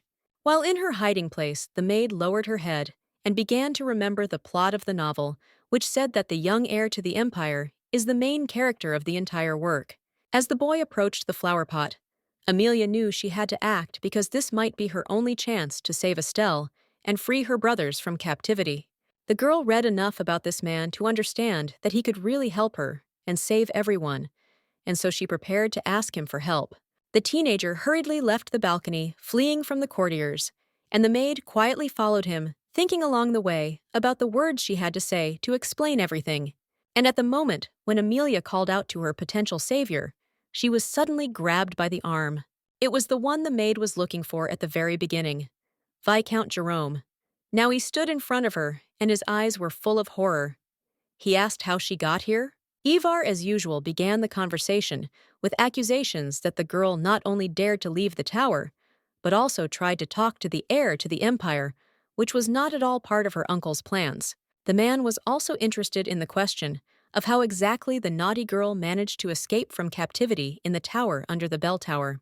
In the Viscount's tight grip, the maid replied in a plaintive voice that they had no intention of disturbing His Highness and leaving the shelter, but Estelle was dying, so she was here. Sir Jerome relaxed his grip and asked again what had happened to his niece, and then the girl told of a high temperature and the fading of life in the little lady's frail body.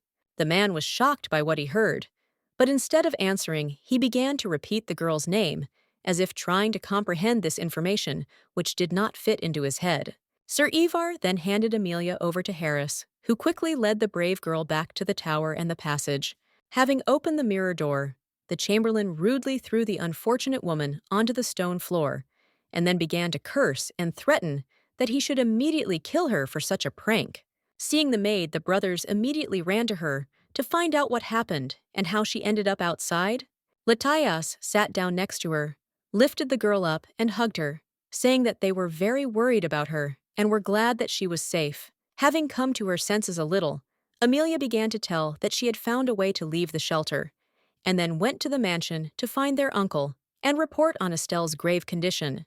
When she met Sir Ivar, he called Harris, and he brought her back, and he went to visit the little lady. At this time, the Viscount was already in his niece's room.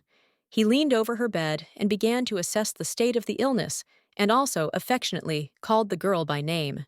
The man was wearing white gloves, but even through them he felt the incredible heat that emanated from the body, and especially from the head of the sick heiress of Serpentos. Finally, the little girl opened her eyes and looked at her uncle, but she did not recognize him, and began to call Amelia, and then she began to cry, and tears flooded her face. Sir Jerome was shocked by the little lady's grave condition, and tried to explain that it was he who was in front of her, but Estelle did not listen to him and continued to call for the maid. Then the girl fell silent, gathered the rest of her strength, raised her hand, and grabbed Sir Ivar by the sleeve of his clothes.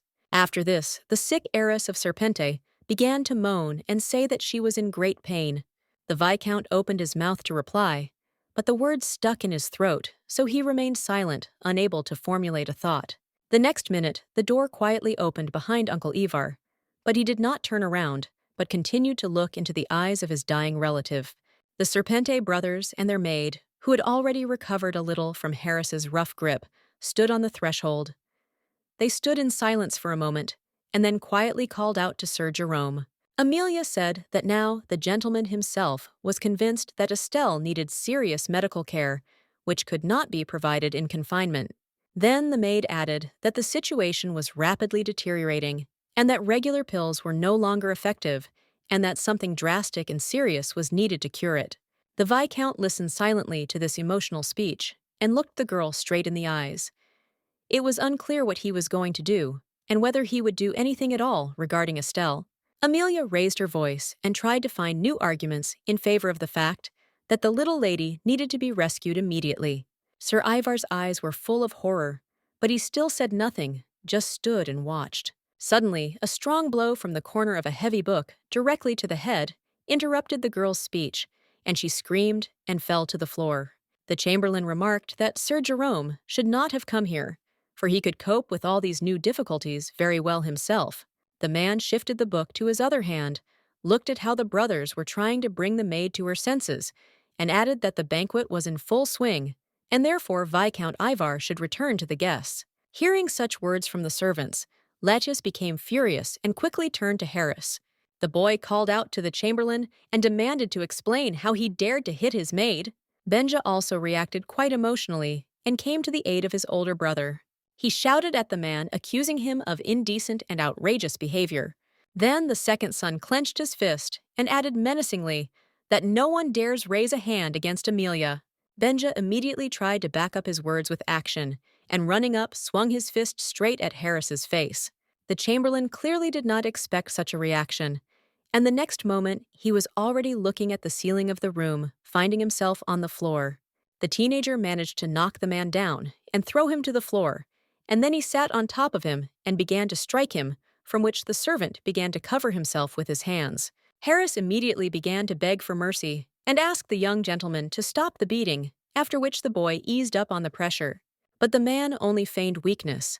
In fact, he immediately took advantage of the opportunity and delivered a crushing blow with his white-gloved fist. Benja missed the attack and immediately stopped fighting because he was barely able to keep from falling to the floor. Trying to recover from the blow he had received, the teenager caught himself thinking that he had allowed his opponent to deceive him in a mean way. Amelia screamed in horror when she saw how harshly and cold-bloodedly the servant dealt with her second son. At this time, Benja was still standing on his feet, covering his face with his hand from the injury he had received. The maid covered herself with her hands from what she saw, and Lettius froze in amazement. He never expected that the chamberlain would dare to raise his hand against his brother. Without thinking twice, the firstborn grabbed the first thing that came to hand. It was a heavy candlestick. Harris saw the attack coming and prepared to defend himself against the heir of the Serpenti family.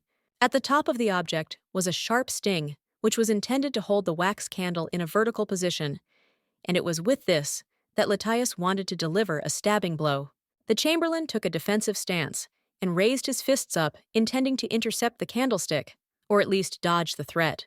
The young aristocrat threw a powerful blow, but Harris put both hands out to catch it, and partially succeeded. Suddenly, Viscount Jerome shouted at the boy that he must immediately stop his behavior unworthy of an heir. Sir Ivar hurried to the servant to find out how he was feeling and how serious the injury was.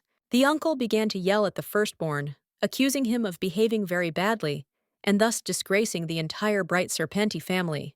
Jerome added that Harris had taken good care of his nephews all these long months, and to raise a hand against him would be to be an ungrateful and cruel man. Lettius was taken aback by such a hypocritical remark from his relative, and reminded him of his sick sister, as well as the beating of Amelia and his younger brother. But Ivar did not listen, and hurried away, leading the servant away.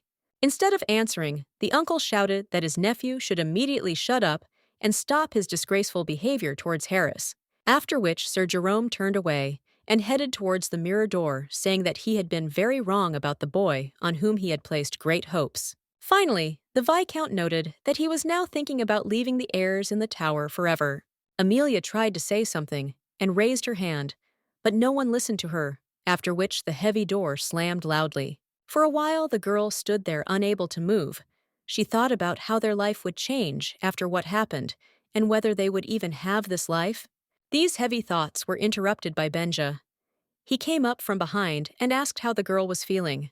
Amelia came to her senses and replied that she was fine, and in turn asked about the young gentleman's well-being. There was sadness and fear on the girl's face, because she had started this night sortie to save Estelle, but in the end she had brought even greater trouble upon all the prisoners. The little lady was still in bad shape. She was lying on the bed and moaning in pain, and tears were running down her cheeks. Most of all, Amelia was worried that the chamberlain would take revenge on them. She didn't know how, but a lot depended on him, and this man could not only deprive them of food, but also add poison to the dish. The maid lowered her head and thought that in any case, they now clearly saw that Sir Ivar like Harris would not mind at all if some misfortune happened to the heirs. The bright sun illuminated the green foliage, and nature rejoiced along with the midday sun at each new line of the song that the mother sang to her daughter. Amelia lay on the soft grass, resting her head on the lap of her beloved parent, and listened to her sing a lullaby to her. The sound of her beloved's voice calmed her soul and relaxed her mind, so for a while the girl completely surrendered to his enchanting vibrations. However, thoughts about the accumulated problems could not leave the daughter's mind, and she began to talk to her mother about the situation she found herself in. Seeing that Amelia was no longer listening to the song, the blonde girl stopped singing and began to examine her baby. But when the girl briefly told about everything that had happened, the mother suddenly smiled and noted that everything was fine, and these words really scared her daughter. After this, the woman covered the girl's face with her hand and said that she could sleep some more, or she could wake up as she wanted. When the fingers completely blocked out the daylight, Amelia asked how her mother knew that she wanted to rest more than ever before. Then the woman leaned towards her ear and replied that death and sleep were very similar, and she should think about it. At these words, the maid suddenly woke up and realized that all this was just an obsession. However, the maid did not wake up. Just like that, Benja woke her up. He made a gesture showing that they should not make noise. Amelia thought that she had probably dozed off after spending the whole night next to Estelle, whose temperature, by the way, was starting to drop a little. The second son whispered that they should talk, but in order not to wake his sister, he suggested leaving the room. The maid took the basin to change the water for the cold compresses, and the young people carefully walked out into the corridor. But when they entered the bathroom together, the girl immediately dropped the container on the floor. What Amelia saw was truly terrible and left her in absolute shock, although over the months spent in the tower, she had learned to take any news calmly. On the floor, near a puddle of water, lay a pair of bloody scissors, and from the bathtub itself, a wide stream of water tinted scarlet flowed out. The taps were open at full capacity, and water was noisily pouring out of them into a container that was already full to the brim. But something else was scary. Letias was floating in the bathtub, his hand thrown over the edge, and bloody marks were visible on his light shirt, washed away by the abundant flow of water. The eyes of the firstborn were closed, but it was impossible to determine from a distance whether he was breathing or not. Nevertheless, this picture was an extremely depressing sight. Amelia and Benja hurried to pull the boy out of the water and tightly bandage his wounds, and then together they carried the heir of Serpente into the room. After some time, Letius opened his eyes and began to look around, and then sat up on his bed. The girl was very glad that the young gentleman had woken up, but she was very worried about his emotional state, because only people who have lost their thirst for life decide to commit suicide. However, the younger brother had a slightly different opinion. He shouted at the teenager and accused him of stupidity and cowardice. Then Benja ran up to Letius and grabbed him by the shirt with his hand, and angrily added that if he ever decided to commit suicide again, he should jump out of the window so as not to pollute the air. The firstborn looked at his brother in silence, and there was emptiness in his eyes. No reaction, resentment, or anger, only uncomplaining submission and a complete lack of desire. The second son noticed that they were already in a difficult situation without his antics, and now, instead of options for solving problems, the main heir Serpente was throwing up new troubles. Letias listened to all the accusations indifferently, without trying to resist object or justify himself in any way. Finally, Benja let go of his older brother's clothes and said at the end that he was facing a real egoist. Then the younger brother turned around and headed for the exit, while the firstborn silently lowered his head, and only Amelia tried to calm her enraged brother, but she did not succeed. The girl turned her gaze to Letias and thought about how hard it must be for him mentally right now. The teenager really was not like his former self, active, cheerful, and impudent. Now he was in an extremely depressed state. After standing next to the bed for a while, the maid decided to leave the boy to gain strength and left the room. Leaving Letias's chambers, Amelia ran to catch up with his younger brother, who had already managed to climb a little up the spiral staircase. The girl caught up with him very quickly, called out to him and asked him to stay a little longer to listen to her. The maid noticed that Benja was very cruel to his brother and asked him to show him at least some leniency. The second son thought for a moment, because the situation was indeed dangerous and threatening. Then the younger brother said that the Lydias he knew before was no longer with them. He had left them and never returned, and instead of a proud heir before them was his pitiful shadow. The previous heir of the family was self-confident, full of strength, and able to overcome difficulties. But now his place has been taken by a weak-willed, helpless, and hopeless weakling. But the worst thing is that the first son decided to abandon his younger sister and brother in a moment of danger, something that Litias, who was to become the Duke of Serpente, would never have done. Benja then raised his hand to his face and asked Amelia if she thought they could get out of here, because he was increasingly thinking that all this suffering was a waste of time. The maid understood that the teenager was on the verge of despair, which his older brother had already crossed, so she had to at all costs find the right words and comfort him. The girl threw herself on the guy's neck, hugged him, and said that she felt with all her heart that in 6 months they would all get out of here. Looking at the gray steps of the spiral staircase, the teenager asked how this was possible. Would they really be able to overcome the Chamberlain and thus be saved? Amelia replied that it was true together. They would be able to kill Harris and gain their long-awaited freedom. And then Benja asked what would happen to those who had plotted against their family. The maid thought for a while. She knew the approximate outcome, but she saw that some events were not going as in the novel, which meant she could change the storyline. Finally, the girl decided that she would fight this world since her confrontation in the past world ended in failure, and replied that they would deal with everyone who had harmed them. Meanwhile, Viscount Jerome was returning from the tower to the main mansion, where a sumptuous banquet was continuing, and was thinking about how badly the heirs of the family were behaving, causing him so much trouble. Sir Ivar walked along the path of small gray stones and thought about how he had been wrong in thinking that his nephews would sit still and quiet. What worried the man most was the thought that these ungrateful teenagers did not even imagine how much effort he was spending to keep them alive, contrary to the wishes of the other viscounts. Jerome remembered that after the death of the Duke and Duchess, it was he who stood between the children and his brothers, refusing to immediately kill the heirs of Serpente and replacing death with imprisonment. Ivar's train of thought was suddenly interrupted by a tall, thin nobleman who stood in his way and asked why he had left the banquet and where he had gone. The Viscount froze in place and turned pale. He had never expected to see this man here. Another aristocrat immediately approached. These were Jerome's brothers, the tall one, Sir Cosimo and the plump one. Sir Gonzalo, they smiled slyly and looked at their relative with an unkind look. Cosimo was the second uncle of the Serpente heirs. He raised his hand and asked irritably if their older brother Ivar had really gone to the bell tower again. Instead of Jerome, the third uncle, named Gonzalo, answered, twirling his thick fingers in the air and suggesting that the relative had come to inspect the children's corpses. The man meekly folded his hands and lowered his head, and then began to justify himself by saying that he had learned of Estelle's illness and intended to call a doctor to see her. The fat relative laughed loudly when he heard this news, but then his face suddenly changed.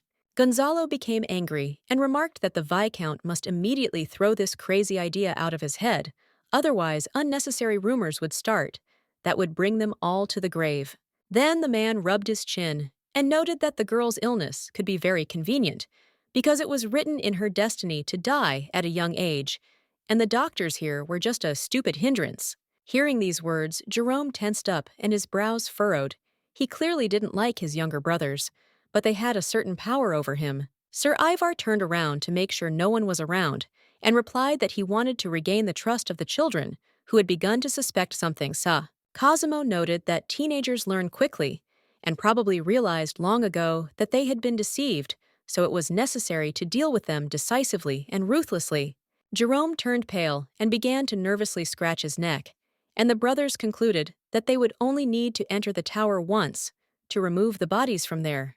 Sir Ivar covered his face with his hand and said that he fully agreed with the will of his relatives, and also asked for forgiveness for such a long delay in resolving this issue. Suddenly, the doors of the mansion swung open, and the butler appeared on the threshold. He apologized for having to interrupt their conversation, and said that Count Bivorio was waiting for them. Sir Cosimo replied that it was time for them to go, And as he left, Sir Gonzalo noted with annoyance that because of his slow elder brother, they had missed part of the banquet. Ivar remained standing at the entrance to the building, and many thoughts were spinning in his head about how he could now help his nephews if his brothers insisted on their death. The man pressed his hands to his chest and began to repeat to himself the idea that he was not guilty of anything, and it was only thanks to his sincere efforts that the heirs of Serpente were still alive. The crown prince stood in the middle of the great hall, all alone, when the door behind him opened, and a voice was heard asking for permission to enter. Crown Prince Adam Avalon turned to the man who had entered and asked if the boy had managed to find the girl. The servant lowered his head and replied that no one had seen the girl with amber hair dressed in a maid's dress. He personally walked around the estate and paid special attention to the balcony where his lordship had seen her. The teenager suggested that the servants could have helped in the search, but the boy assured him that he had spoken to the servants, and they all unanimously assured him that the girl matching the description did not work there. Adam thought for a moment.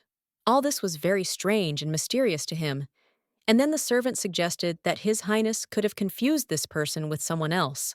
However, the crown prince was firm in his knowledge and noted that he was sure that he had seen this very girl. He remembered her eyes and hair very well. A picture from his distant past came to Avalon's mind when he first saw her. A couple of years ago, the crown prince was visiting his friend Ledias in this very mansion, and then the first heir of Serpente introduced him to an unusual girl named Amelia. Adam was then surprised. Why should he get acquainted with some unknown daughter of a nanny who never had noble roots? To which Letias replied that although they were not related, she was so kind, sweet, and decent that he perceived her as his own sister. And when the crown prince looked into those big and bright eyes, a warm and pleasant feeling appeared inside him, which he still cannot forget. Avalon walked up to the window and put his hand on the glass. He clearly knew that he had seen this very girl today, and therefore ordered to contact the Knights of the Order of Python without unnecessary noise. The sun illuminated the leaves of the trees, but the prisoners in the tower saw little daylight. Amelia rubbed her eyes with her hand and thought about how tired she had been lately. But time moved on, and one day the young people locked in the tower heard the ringing of bells, which indicated that somewhere out there in freedom they were celebrating the new year. The children then decided to return to the practice of marking the days on the wall, to have at least a rough idea of what day or month it was. After the incident with Harris, their diet really changed, and the food became much worse in quality. And now they remembered with longing the old delicacies, which no longer seemed so disgusting and monotonous. But these were not the only changes. There was something else that had never happened before. The chamberlain stopped hiding from them and changing their food when they were sleeping, but began to come when it was convenient for him, and not alone, but with an assistant. During one of these visits, Amelia approached him and asked him to give her a minute of attention, to which the man turned his head and asked displeasedly what she wanted. The maid said that they had run out of all the painkillers that they had brought them earlier, and it had all gone to little Estelle, who could not recover and was suffering every day. The man thought for a moment, and then the girl added that they could use some firewood so that the little lady could warm up, as she was always cold, since they had to conserve their fuel supplies. Then Ledius approached Harris and demanded that the portion of food be changed, at least for his sister, because the girl had a very hard time eating such coarse food, and she constantly broke down into coughing. Seeing that the chamberlain was clenching his teeth and remaining silent, the firstborn raised his voice and demanded immediate obedience from him. But the man did not move from his place and did not say a word. Then the teenager rushed towards him and grabbed him by the collar of his uniform, shouting that his sister was sick and he had to carry out the order. Ledius didn't stop there. He threw Harris to the floor and began to grab him by the hair and try to hit him. The chamberlain wheezed and called his assistant, who immediately rushed to help. The servant grabbed the heir and lifted him up, saying that he was asking him to immediately stop this behavior. A disheveled Harris closed his eyes for a moment and politely asked the heir to calm down, and then suddenly straightened up and stretched for some reason. The man said that he had been irritated by the situation for a long time and thought it was time to put an end to it, and then grabbed the tray with his white-gloved hand and swung it with all his might. The blow from the iron object hit Latias right in the face, causing him to cry out, experiencing sharp pain, and fall to the floor. The chamberlain continued to beat the teenager over and over again, saying that they had no idea how much he did for them and how much he cared about them. Amelia rushed forward and grabbed Harris's arm, begging him to stop beating the Serpenti heir. But the man didn't even think of stopping. Then the maid bit his hand with her teeth, causing him to immediately drop the tray. The chamberlain looked away from Latias and grabbed the girl by the hair with his hand, then pulled her forcefully to the side, saying that she needed to be dealt with first. At that moment, Benja ran into the dining room. He heard the noise and hurried to find out what was going on. The second son picked up a stool from the floor and hit Harris on the head with all his might, causing him to scream, let go of the maid, and immediately lose his balance. The young aristocrat ran up to Amelia and asked how she was feeling, to which she replied that everything was fine. And suddenly, the maid saw something terrible.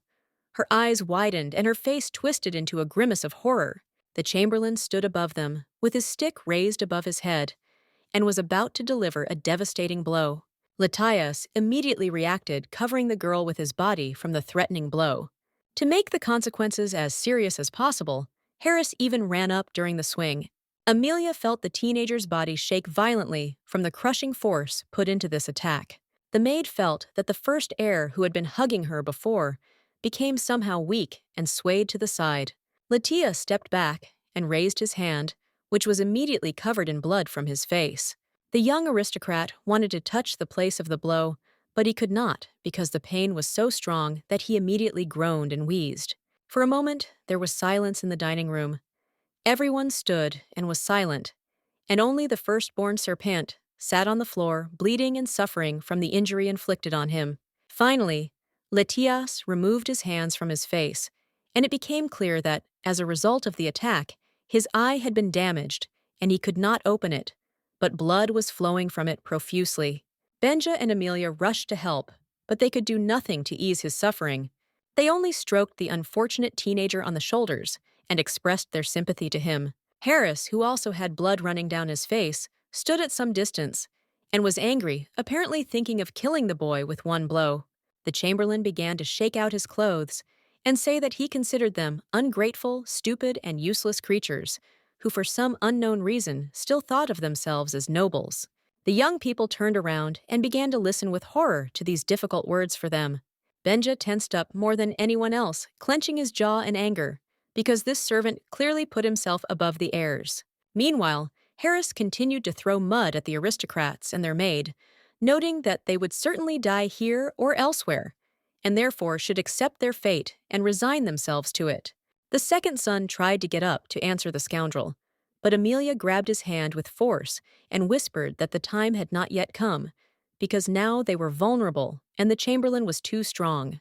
The girl added that now they need to wait, gather strength and prepare, and if they attack now, they will definitely lose. This servant has been given power over their lives, so they must be careful and attentive to preserve themselves for future victory. The chamberlain noticed how the maid calmed the young teenager's impulse and thought about it. He looked closely at Amelia, who pressed her lips tightly together to keep from saying anything unnecessary. The man then smiled and wished them a good day, after which he and his assistant left the room and disappeared behind a mirrored door. The girl tried to figure out how serious Latias's injury was. She asked him to remove his hands and show her his eye. The teenager groaned and replied that it was very painful, and tears were flowing from his healthy eye. Benja remarked that they should immediately put their elder brother to bed, so that they could at least somehow ease his suffering, and the maid agreed with him. The firstborn was taken into the room and helped to lie down on the bed. Now he looked at the wooden ceiling with his remaining eye and quietly moaned. Amelia closed the door behind her. She went to Estelle to see how she was feeling, but the girl was fast asleep and did not know what was happening on the other floor of the tower. Benja was next to his brother all this time. He saw how the maid entered the room and inquired about the condition of her firstborn. The second son replied that Latias was feeling a little better. His temperature had dropped, and he had finally stopped whining. As for his injured eye, nothing can be said for sure yet, since his younger brother has put a bandage on it, and until it is removed, we can only hope for the best. Suddenly, the young nobleman groaned again, and Amelia and Benya became even more worried about his well-being. The firstborn said that he feels more or less okay, but is very worried about his eye, because what will he do if he loses it? The second son folded his arms across his chest and calmly replied that there was nothing wrong with that. It was just that now the first heir would have a threatening and original appearance. Latias smiled at this thought and added that legends would be made and songs would be sung about the one-eyed Duke Serpent, although most likely no one would know anything and they would simply die here. Benja saw that his older brother was clinging to his active and cheerful nature, but was standing on the brink of despair, and hastened to assure him that they could find freedom. The aristocrat with a bandaged face looked closely at his relative and thought that only faith and hope helped them survive in these conditions. Latias drew an image of himself in his head several years later and imagined how he would destroy everyone who dared to encroach on the health of his loved ones and the wealth of his glorious family. After some time, the firstborn asked what they should do next, and Benja replied that they would either die within these walls or die trying to escape, although he preferred death in battle. Amelia stood nearby and listened as the brothers discussed the rescue plan, the presence of guards outside, and some other unforeseen obstacles on the path to freedom. Finally, the girl joined the dialogue and noted that their main problem was the monster in the guise of their chamberlain. He was much stronger and more experienced, and therefore they should solve this problem. In addition, the maid noted that the food had become much worse lately, which meant that they would recover less strength from it and would be weaker than before if they were fed at all. To this, Benja replied that Harris would not starve them, because there was a good reason for it. Amelia was surprised and asked again what could stop their overseer from mocking them, since he had absolute freedom of action. The maid added that she could not imagine how a commoner, who was capable of hitting an aristocrat and even the heir of a noble family, could stop at anything at all. Benja recalled the undisguised pleasure with which the chamberlain used physical force to suppress resistance, which meant that he enjoyed it. Apparently, the conspirators have given this servant unlimited power over the descendants of Serpente, and Harris likes it very much. However, their death will immediately deprive him of such joy. The second son noticed that this was the main weakness of their enemy, whom they planned to defeat, because in the books that were in the library, the main characters won not by numbers, but by skill. Latias said that he completely agreed with his younger brother regarding the chamberlain. Moreover, he was sure that the servant had dreamed of hitting a nobleman all his life, and now he would hold on to this opportunity. The young men then agreed to behave submissively so that Harris would feel his power to the fullest extent, and then when he relaxed, they would deliver their crushing blow. The firstborn pointed in the direction of the stairs and noticed that some of the rungs and side posts were strong enough to become weapons if only their ends could be treated. The brothers then began to suggest different types of weapons that they could make with their own hands, and the maid remarked that they must choose the right day to attack. Benja remembered that in early spring, their family usually celebrated a family holiday, which meant there would be a banquet, a ball, and the servants would be busy with various things. The mansion will be visited by many guests, both neighbors and from afar, so no one will care about the prisoners in the tower, and this is their chance. And when the aristocrats are immersed in the merriment and the servants begin to run fussily between the kitchen and the guest hall, they will make their escape, but first they should prepare and think everything through. A few weeks later, one late evening, Harris and his assistant were as usual pushing carts up to the tower and chatting cheerfully about the upcoming evening. The man was in a good mood. He enjoyed these regular visits, during which he received something more than just good pay for silence and dirty work. The chamberlain told his colleague that before he was disgusted by dealing with heirs, but now everything is different because the pathetic nobles tremble before him, a powerful commoner. The servant smiled as he remembered the submissive teenagers, obedient and humiliated, ready to carry out his own orders and humbly accept their fate. Then, Harris added that mocking refined aristocrats is truly a heavenly pleasure for a commoner, and therefore he wants to quickly find himself at the top of the bell tower. The man walked through the mirrored door and grabbed the door handle leading to the kitchen, leaving the assistant to fiddle with the cart in the hallway. However, in the kitchen, there was only a frightened Amelia, which somewhat surprised the chamberlain because usually young people preferred to stick together. However, he decided that he would start with her alone. And at that very moment, Letias was already sneaking up behind the villain, holding his noose belt at the ready and waiting for the right moment and signal to attack. The chamberlain smiled broadly, anticipating how his victim would scream and beg for mercy, which he would not give her, because the prisoners in the tower did not deserve any mercy. But as soon as Harris got close enough to Amelia, she shouted that it was time and saw how the teenager rushed into the attack with lightning speed. The servant froze in place in surprise, and the next moment a wide loop of leather belt was thrown around his neck. He did not even immediately realize what exactly had happened to him. Lydias jumped on the chamberlain's neck and then pulled the free end of the noose belt as hard as he could. He didn't want to give his opponent a single chance, so he tried his best. The man croaked a curse at Serpente's firstborn and reached for his neck to loosen the wide noose that was tightly squeezing his throat. Hearing the scream, Harris's assistant immediately came running from the corridor and immediately rushed to the aid of his superior. He was outraged by the disobedient behavior of the tower's prisoners. The young servant clearly shared the chamberlain's passion for bullying, and so he covered Lydias with choice abuse and tried to do something, but he did not know that a severe punishment was in store for him. Benja stabbed him in the eye with a steel-tipped fountain pen, causing him to scream and wave his arms high. The iron tip went deep into the target, and the younger brother's face was immediately splashed with someone else's blood. The assistant taken out of the fight immediately lost his desire to fight and began to slowly feel the space around him. But Harris was still struggling with Lydias, trying to throw the boy off himself. The chamberlain looked at the young men with undisguised anger. He realized that he had made a mistake, and that in recent weeks they had only pretended to submit to his will so that he would lose his vigilance.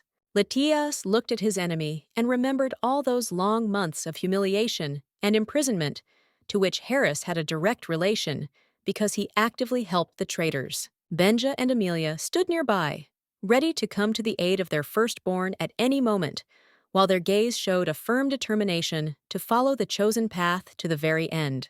Meanwhile, the eldest son continued to strangle their tormentor, and this turned out to be a very difficult task, because the man was a strong and powerful person. At the same time, Lydias tried to squeeze the servant's chest with his legs to make it harder for him to move, but Harris had enough strength to continue actively waving his arms, trying to grab the boy. At some point, Amelia decided that she couldn't just stand by, picked up a large heavy candlestick from the floor, and hit the chamberlain on the head with it as hard as she could. The man immediately gasped from the strong blow, and losing consciousness, fell to the floor.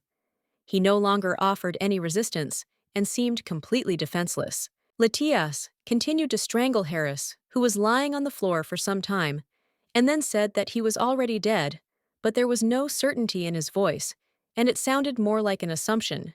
Benja replied that he would finish with him and asked his older brother and Amelia to go get Estelle to get her out of here, because they had to act as quickly as possible. The maid agreed and thought about how exactly the second son would complete his affairs with the chamberlain. However, she did not want to go too deeply into the details of this bloody process. When the young people left the dining room and the door closed behind them, the second heir of Serpente approached the lying servant and began to speak. Benja didn't know whether the enemy was dead or simply unconscious, but it was obvious that he was now weaker than ever, which meant there was an opportunity to repay him for his betrayal once and for all. The younger son had no intention of giving a eulogy, but merely recalled how Harris had treated them all this time, and there was a lot to recall. These were harsh words about indifference bullying and enjoying the humiliation of others, and also a reminder that the heir himself did not feel any personal animosity towards the enemy. Finally, Benya added that every person, commoner or nobleman, makes a choice in his life, the consequences of which will certainly make themselves known, if not today, then tomorrow. From the top floor, carefully descending the stairs, came Amelia and Lydias. With them was Estelle, the girl quietly moaning with every movement and quietly crying. The firstborn carried his younger sister on his shoulders, carefully stepping on each step in front of his feet. He understood that her life now directly depended on him. Benja came out to them holding a lantern in his bloody hand, and when they asked him what was wrong with Harris, the teenager replied that he would never bother them again.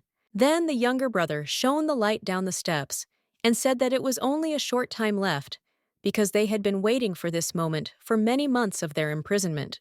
Of course, there could be other servants outside covering the chamberlain and his assistant, while they changed food in the tower or other doors locked or bolted from the outside.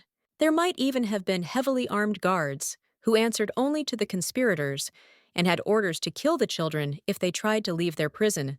In addition, Estelle needs serious medical care. During this time, her health has deteriorated so much that the brothers were even worried whether the doctors would be able to do anything. Amelia thought about all this, and she was very worried because their rescue plan could still fail at any moment. Finally, they reached the mirrored door, with a bright white light coming from it, and Benja smiled, reminding them that the first part of their plan was almost complete. The girl stopped and looked at the passage with wide open eyes. She had waited for this moment for so long, had overcome so many obstacles, that now she simply could not believe her eyes. Tears appeared in Amelia's eyes, and inside there was determination, and the realization that even if they died in 5 minutes, she would not regret anything because they tried and fought as best they could. And the young people headed towards the door, behind which absolute uncertainty awaited them. The light was so bright that it literally enveloped the heirs of Serpente and the girl with amber eyes. And at some point, Amelia was even forced to close one eye to somehow muffle this bright stream of white clear glow, but with the other, she continued to look and firmly walked forward.